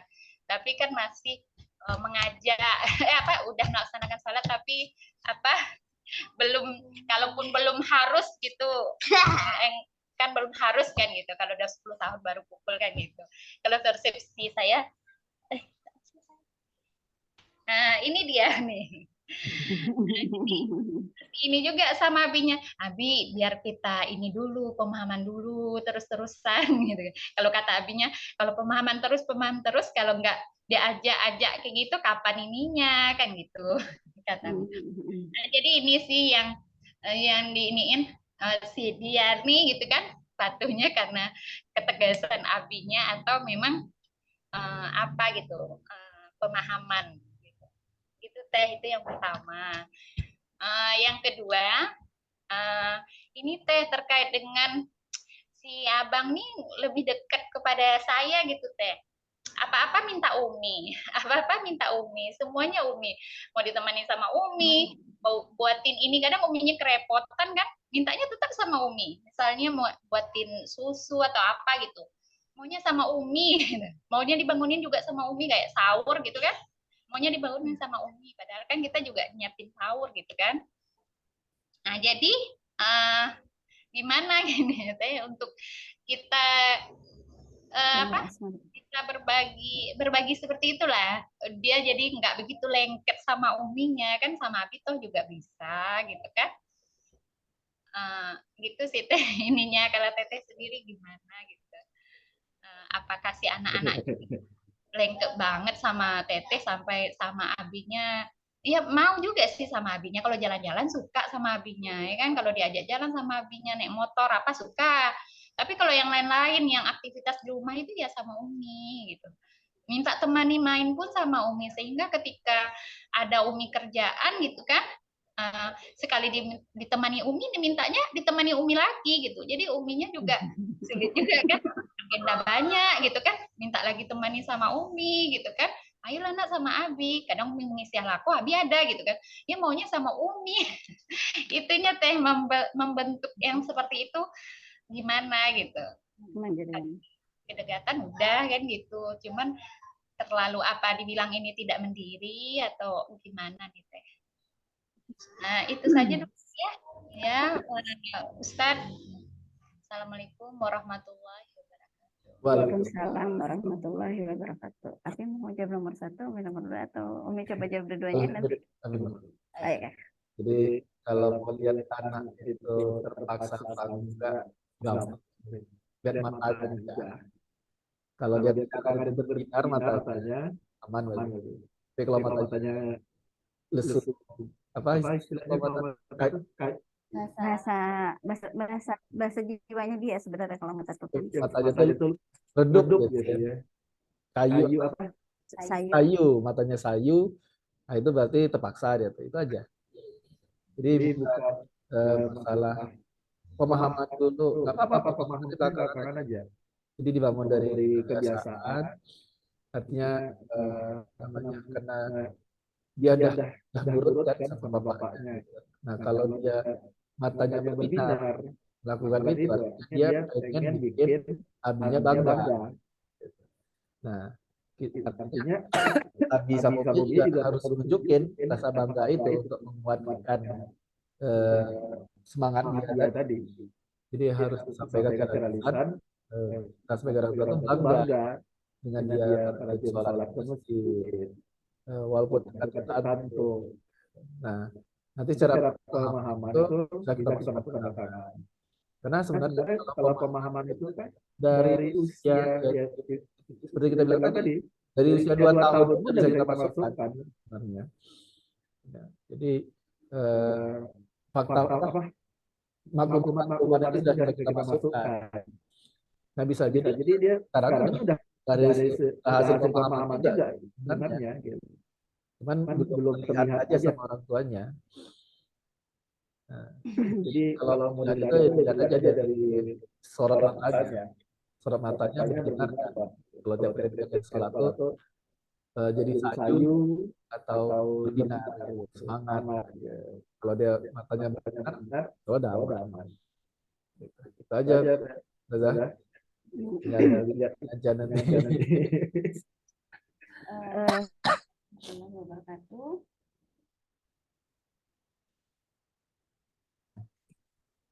Dulu ya. Ustazah, kalau sedikit mungkin ya tanggapan untuk pertanyaan nomor 1. Sudut pandang saya lah ya sebagai Umi,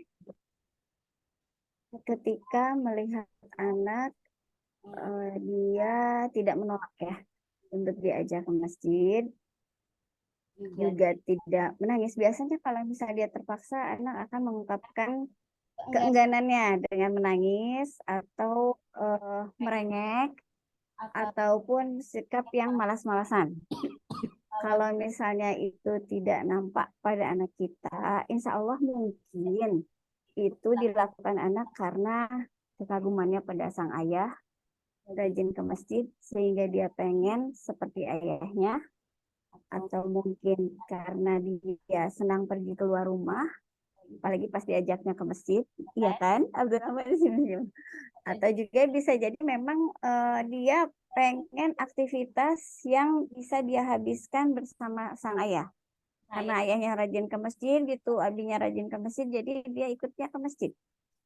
Dia dari kita sebagai uminya, kita kasih aja dia apresiasi, motivasi yang tinggi. Misalnya, sewaktu-waktu kita bawa jalan dia, rajin terus kan ke masjid, terus minggu berturut-turut gitu kan, atau selama Ramadan gitu.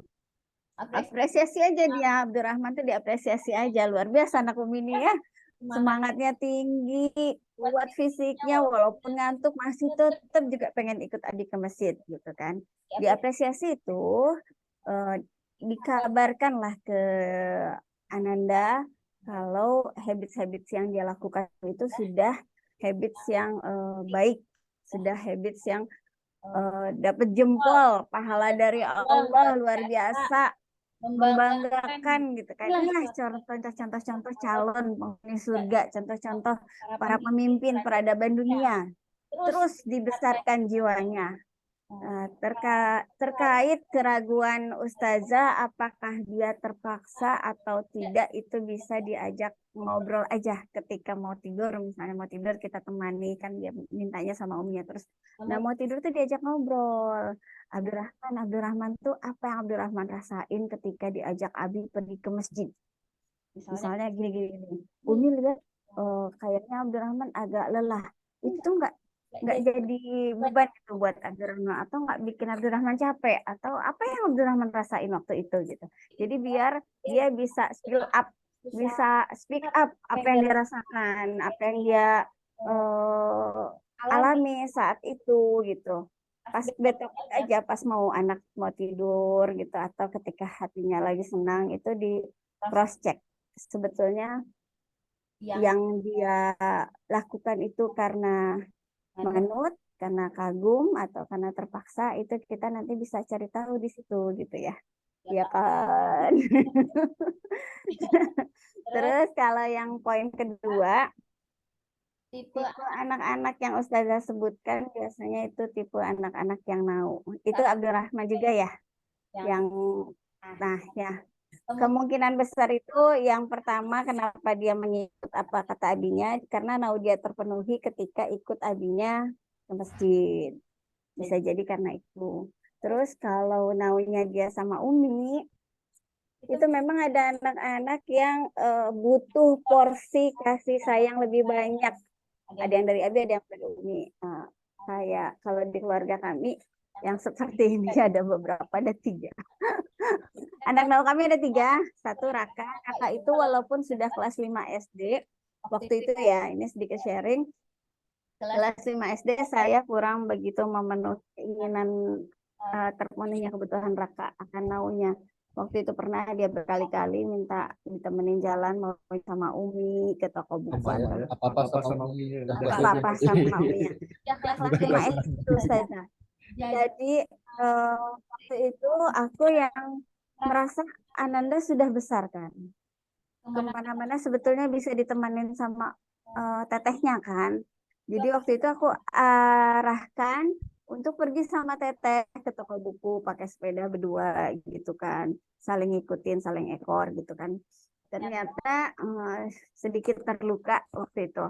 Naunya, rasa sayangnya sedikit merasa kurang dipenuhi dari uminya, karena ngerasa perhatian uminya sama dia kurang. Karena ya udah kondisinya ngerasa kita ya di satu sisi ngerasa dia sudah besar begitu, uminya pun udah capek. Waktu itu ada bayi Balkis ya waktu itu ya 5 SD ya, kita juga repot sama Bagis yang masih heboh gitu kan. Sudah sore itu udah pengennya bed rest, udah pengen istirahat gitu kan, udah pengen rebah-rebahan aja lah. Udah sore kan anak-anak udah mandi, udah pengen rebah-rebahan, sementara dia masih pengen diajak jalan kemana gitu. Dan kondisi yang sekarang yang berulang adalah sama Asma. Asma itu mirip dengan umurnya Abdurrahman kali ya. Asma 6 tahun lebih sedikit. Nah itu memang aktivitasnya itu umi aja. Nggak mau sama abinya, nggak mau sama AA-nya, nggak mau minta tolong AA-nya pun harusnya dia nyampaikan ke A. Misalnya dia pengen kentang goreng, Umi udah mau tidur kan, Umi Asma pengen kentang goreng, Umi minta lah sama AA masakan katanya gitu. Kan bisa bilang sendiri sama AA, maunya Umi yang ngomong. Nah seperti itu. Terus kalau misalnya dia mau keluar pengen pergi jalan, tetap Umi. Nah dalam fase yang ini kita memang mesti dalam fase yang ekstra sabar ya. Coba dipenuhi aja maunya karena tangki dia belum penuh, lebih butuh porsi yang lebih banyak daripada saudara yang lain. Atau mungkin Abdurrahman ada adiknya lagi ya. Abdurrahman tuh ya. Iya, dia butuh perhatian yang lebih untuk apa ya, meyakinkan atau pengen dapat perhatian yang Penuh lah. penuh dari uminya gitu. Jadi ada rasa itu, bisa jadi ada rasa itu. Kayak Asma juga kan, ada Zainab juga kan, ada Zainab dia butuh juga dipenuhi keinginan akan kasih sayang dari uminya terutama, karena menurut dia yang banyak di rumah kan uminya. Jadi kalau uminya banyak berperan untuk kebutuhan-kebutuhan dia, itu dia merasa senang hatinya. Tapi ya tetap ya, ketika kita memenuhi pun tetap kita kasih masukan juga gitu sama Ananda, istilah sama Abdurrahman gitu kan. Tetap dikasih obrolan ringan. Kita tetap penuhi, tapi tetap kita kasih obrolan ringan. Kan Abi juga ada di rumah. Abi juga sayang sama Abdurrahman gitu kan. Abdurrahman juga sayang kan sama Abi gitu kan. Boleh kok minta tolong sama Abi nggak akan marah. Abi pun mau kok bantu Abdurrahman gitu. Jadi ya istilahnya tetap memasukkan informasi-informasi yang bisa diterima dengan anak gitu kan ya. Ya, memang tidak bisa dihindari ya. Harus pandai-pandai diri kita, istilahnya kayak Umi juga tadi ya. Teteh juga waktu mau siaran tadi kan ternyata Zainab minta perhatian dulu gitu kan. Ya udah dipenuhin dulu haknya anak gitu kan, dipenuhin dulu haknya anak ya. Jadi kadang-kadang kita juga nggak bisa satu aktivitas yang kita plot betul ya. Kalau punya anak kecil itu harus punya spare waktunya setengah jam atau 1 jam harus bisa diusahakan, karena dengan warawirinya ngurus anak yang satu kadang-kadang nggak tercukupi waktunya sehingga molor gitu aktivitasnya itu ya. Nah, mungkin bisa disiasati ketika kita sedang dalam dikejar waktu gitu kan, lingkungan sekitar lah yang bisa mengusahakan untuk pemahaman, mengalihkan gitu, entah beraktivitas ngajakin Abdurrahman bermain mewarnai atau apa gitu sama abinya, atau mungkin sama adik bayinya dikasih mainan, dikasih sebelum kita beraktivitas kita siapin dulu cemilan dia lah, minumnya dia lah, makanan dia lah, segala sesuatu yang bisa menyenangkan di sekitarnya biar kita tidak kena panggil gitu, nggak kena duty call istilahnya. Nah itu paling itu yang bisa kita usahakan, dibikin dulu anak kita nyaman gitu kan, udah mandi lah apalah gitu kan. Memang sedikit butuh persiapan ekstra dan juga perhatian kesabaran juga gitu. Ya insya Allah lah, semua ini kan berproses ya, ada waktunya. Pengalaman yang sudah dijalani ketika punya anak yang sudah besar sih, kita itu repot mengurus anak itu hanya sampai umur 12 tahun kalau nanti anaknya mondok. Karena kalau udah mondok itu ketemunya jarang, apanya jarang. Jadi ketika fase itu datang pada kita saat ini, disenyumin aja gitu. Nanti kita akan merindukannya suatu saat nanti gitu, itu aja jadinya. Jangan Jadi cepat pengen pisah dari anak. Nanti kangen. Saya aja sama ada rasa pengen punya anak lagi, kadang punya anak bayi lagi, tapi umur udah lewat. Jadi, kalau anak tahu itu tadi kata saya takut tidak dewasa ya. Nggak usah takut nggak dewasa. Jadi justru nanti kalau dia sudah merasa mendapatkan perhatian cukup dari uminya, itu ketika dilepas itu dia dewasa banget. Gitu. Kenapa? Karena dia sudah merasa yakin dia punya kasih sayang dari uminya. Jadi ketika dia melangkah keluar ke dunia itu, dia yakin dengan dirinya. Uminya akan selalu menjaga dia walaupun nggak ada dekat dia. Jadi nggak usah takut. Oh nanti kalau dilayanin terus jadi nggak mandiri gitu. Nggak usah kayak gitu. Pokoknya dia lagi minta kasih aja. Gitu. Selagi dia masih minta, justru nanti kalau dia ada nggak minta, kita yang bingung. Iya, seperti Ustadz gambar khawatir gitu kan dia anak laki-laki, nggak tapi sendiri kan gitu. Sementara Nggak. kalau kan sama si adik kan memang anak itu masing-masing unik gitu kan, tidak Heeh. sama. Si adik ini luar biasa mandirinya dari sejak usia 2 tahun itu kan udah ke toilet sendiri, ngapa mandi sendiri, nggak mau dimandiin. Pokoknya sendiri, makan sendiri, apa sendiri gitu. Adiknya laki-laki apa perempuan Zaza? Perempuan. Perempuan. Oh ya, wajar. Modelnya pakai gitu. Anak laki-laki pertama itu manja, anak kedua perempuan itu lebih lebih mandiri biasanya. Dan itu wajar, biasa aja.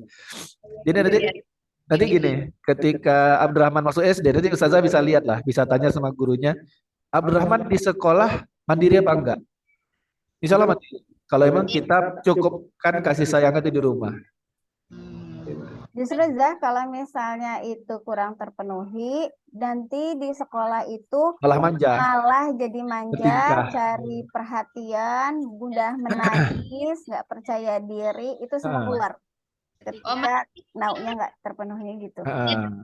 udah PAUD kan, malah dia suka belajar apa-apa, makan sendiri. Biasa kalau di Iya. rumah nih, makan pun kalau nggak disuapin, ya Mas, kalau nggak disuapin nggak makan gitu, nggak ingat untuk makan gitu Emang kan. gitu, Zah, Emang modelnya gitu. anak-anak itu biasanya justru anak-anak itu ketika dekat kita itu memang manja, tapi ketika jauh dia mandiri berarti dia secara tumbuh kembangnya bagus gitu. Ketika di luar dia bisa mandiri itu bagus, walaupun di rumah dia manja karena memang rumah itu buat anak-anak, orang tua kita, orang tuanya itu adalah tempat ternyaman. Jadi dia akan mengeluarkan sifat-sifat jeleknya itu dekat kita gitu loh. Ketika di luar dia akan dipuji-puji orang gitu dari gurunya gini gini gini gini perangannya baik segala macam gitu dari teman-temannya dapat jempol segala macam. Tapi pas di rumah kan Umi, Umi gitu lah. Memang itu. Karena ya itu tempat ternyaman, tempat dia bisa berekspresi ya. Apa yang dia mau, apa yang dia kejelekan-kejelekan dia tuh nampak di rumah gitu. Kayak aku juga sering kena ini juga, misalnya kita anak-anak lagi di rumah mertua gitu kan. Begitu mandirinya mereka, begitu kita datang langsung pada bunyi misalnya kan. Umi, terus ini nangis, nah itu apa nanti keluarlah kata-kata yang misalnya ada uminya aja langsung pada rewel katanya gitu kan. Kalau nggak ada umi aja mandiri. Memang seperti itu. Berarti tumbuh kembang dia tidak ada masalah sebetulnya. Gitu. Berarti biasa aja seperti itu berarti ya Teh ya. Biasa. Jadi yang kalau anak laki-laki now itu biasanya gitu. Di luar itu luar biasa mandiri. Sampai rumah manja. Itu Raka sampai sekarang pun masih ya. Kemarin pulang itu masih pengen dimanja-manja terus sama uminya. Gitu. Apa-apa umi. Minta dibikinkan masakan. Padahal dia bisa masak sendiri. Dia udah bisa masak sendiri tapi Umi minta bikinkan ini, Umi minta bikin ini. Jadi dia butuh cas ulang lah rasa sayang uminya tuh. Oke, ada timingnya juga dia masak kita. Jadi ketika dia tidur malam kan dia pengen masak apa dia bikinkan juga porsi untuk uminya sekalian teh manisnya gitu kan. Jadi pas dia mau makan ke kamar umi mau makan. Emang kenapa nih abang bikinkan ini sama teh manisnya juga. Aku yang terengah teh masih ya bang ya. Ternyata ya itu memang butuh kita memenuhi kasih sayang mereka lah. Ketika mereka masih butuh, mereka akan katakan, mereka akan menunjukkan. Ya direspon aja gitu, direspon aja. Nah, kalau adiknya mandiri, kemungkinan besar Bako emang. Jadi dari kecil tuh dia udah bisa melayani diri Prestasinya. sendiri, udah berprestasi. Wajar sih kita kalau anak yang Bako itu emang cepat dilepasnya. Semua semua tuh udah bisa sendiri gitu. Emang anak Bako kayak gitu. Khadijah kan dia Khadijah. Bako. Jadi begitu dia mandiri, dia pengen menunjukkan kalau dia bisa gitu kan, minta sekolah jauh-jauh, udah gitu. Walaupun jauh dia tetap menunjukkan prestasinya dengan karya-karya tulisnya, buku-buku yang udah ada karyanya di situ gitu kan. Terus dia ikut lomba-lomba, tetap ikut apa ya sana, entah kadang dia ngebimbel anak-anak gitu kan, dua anak ya, bimbel calistung, baca tulis segala macam, memenuhi hari-harinya dengan aktivitas yang full gitu. Karena ya itu dia anaknya anak Bako, jadi dia menunjukkan eksistensi dirinya di masyarakat itu lebih gitu. Jadi nggak usah khawatir ya, Ustazah. Adiknya lebih mandiri. Ya emang tipenya begitu. Abangnya nggak mandiri. Bukan nggak mandiri. Kan ternyata udah terbukti ya di TK tuh ternyata dia mandiri gitu kan di sekolah. Gitu. Nah emang dia butuh apa ya? Ya itu tadi apa? Pengen diperhatikan terus-terusan aja sama uminya. Dipenuhi aja. Nggak lama, nggak lama. Paling 6 tahun lagi. Udah tuh takut kemana. Nah itu nanti Ustazah sendiri yang kangen manjain dia. Terasa Zah sama saya ketika Raka jauh itu biasanya dia manja sama kita gitu kan, pas jauh itu tiap sebentar kangen dan anaknya pun gitu juga. Alhamdulillah lah ya istilahnya, walaupun terlambat kemarin kita memenuhi tangkinya, tapi dia paham gitu, dia paham karena kita juga jelaskan kenapa dulu kita seperti ini gitu kan.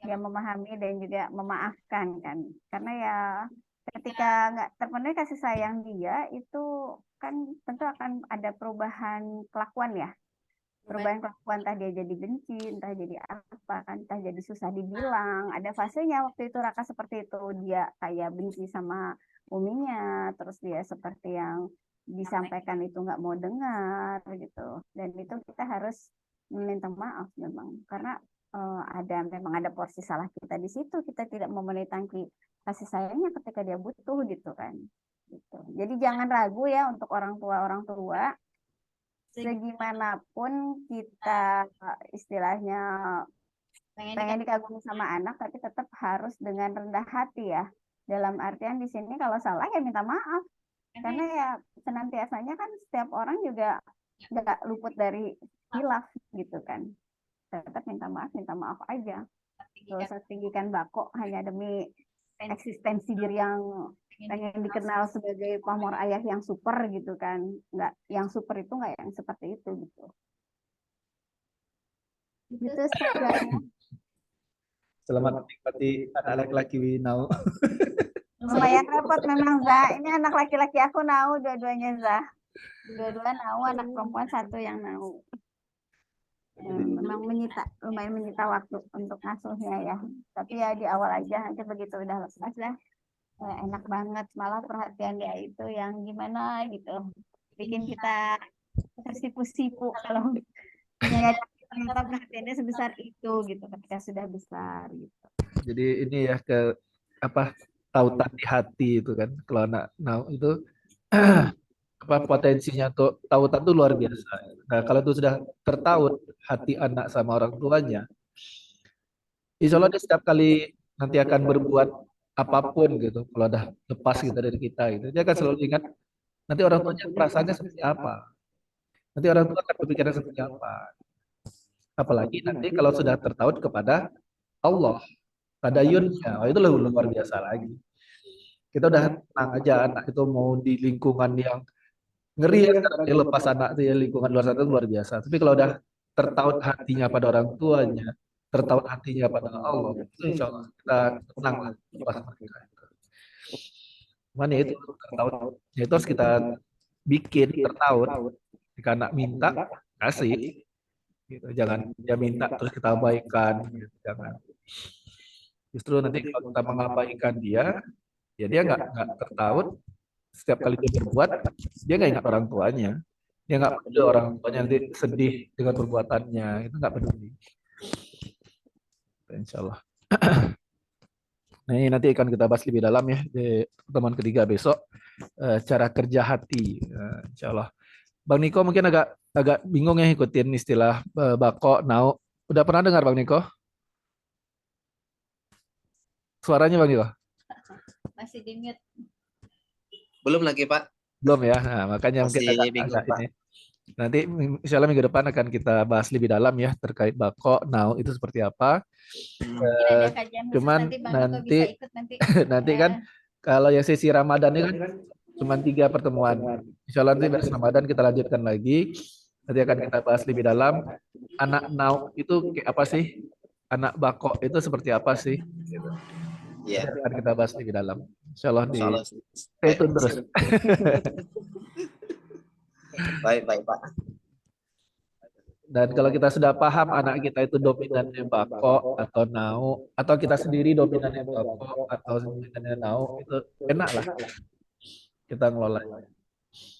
Kalau saya sama istri itu bako. Bako itu lebih dominan, lebih pengen tampil, lebih pengen diakui.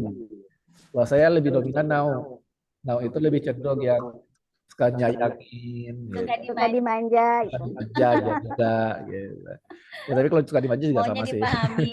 Gitu.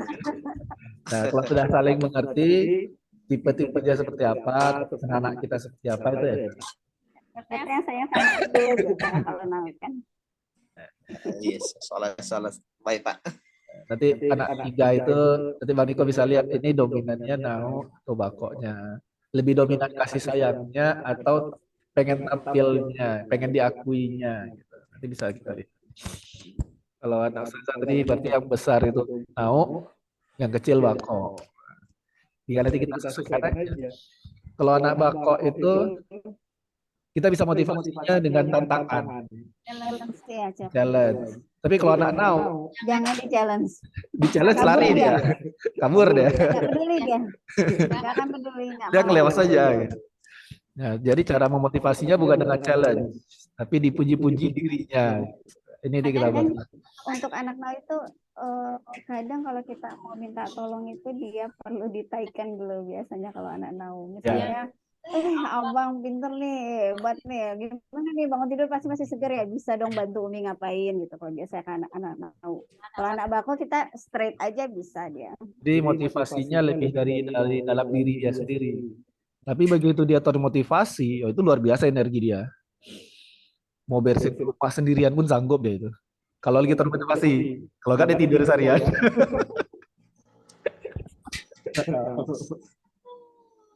Gitu. Oke, baik Pak. Oke, sudah jam 11. Insya Allah kita lanjutkan ke depan. Saja kemarin sebenarnya Sarwan udah tahu itu dari minggu kemarin, udah di share juga. Insya Allah. Kalau ikut kajian HS kan kajian bulanan, saya pun Nah. juga Oh iya. sama-sama Oh, iya. juga. Minggu kemarin ya. Minggu depan Insya Allah kita Minta nomor Ustazah ya nanti ya. Iya, mana boleh. mau dinaikin. Oh iya teman-teman gimana nih jamnya, apakah jam 9 ini terlalu cepat? Karena kayaknya responnya kalau jam 9 tuh masih banyak yang masih pada tidur ya, habis sahur gitu. Atau apakah perlu digeser ke sore? Atau jam 10. Atau jam 10? Jam 10 ke jam 12. 10 sampai jam 12 atau mungkin jelang maghrib ya, pada asar. Kalau saya pribadi cocok aja jam segini. Jam 9.30 lah, 9.30. Atau jam 9 nggak Kak? Kita Bang Niko aman-aman aja. Bang Niko enak ya kerja dari rumah saya. Insya Allah aman Bunda. Oke, kalau nanti ke depan ya kita bukan lagi jadinya jam 9 atau setengah 10 mungkin biar lebih agak siap. Ya, baik Pak. Terima kasih kehadirannya. Semoga Niko, Pak Kiki tadi udah keluar ya. Salam juga sama Ustaz Wawan. Dan Niko, istrinya ikut mendengarkan. Ya Pak. Istrinya ikut mendengarkan. Ini lagi beda tempat sekarang, Pak. Oh gitu. Iya, ibu masih di rumah, ini lagi di toko sekarang. Alah, semoga nanti bisa sharing sama istri nanti. Karena Nah, itu tadi makasih, Pak. Satu visi. butuh satu visi. Ya, jadi kalau cuma bapaknya aja yang tahu, nanti beda lagi sama ibunya, repot lagi nanti. Insyaallah. Baik, kita sudahi temuan kita pagi hari ini. Terima kasih atas kepada teman-teman. Mohon maaf kalau ada salah-salah dari kami. Kalau ada yang rasanya tidak pas, kurang cocok lah. Semoga ke depan kita bisa ketemu lagi. Baik, terima kasih. Assalamualaikum warahmatullahi wabarakatuh. Waalaikumsalam warahmatullahi Warahmatullahi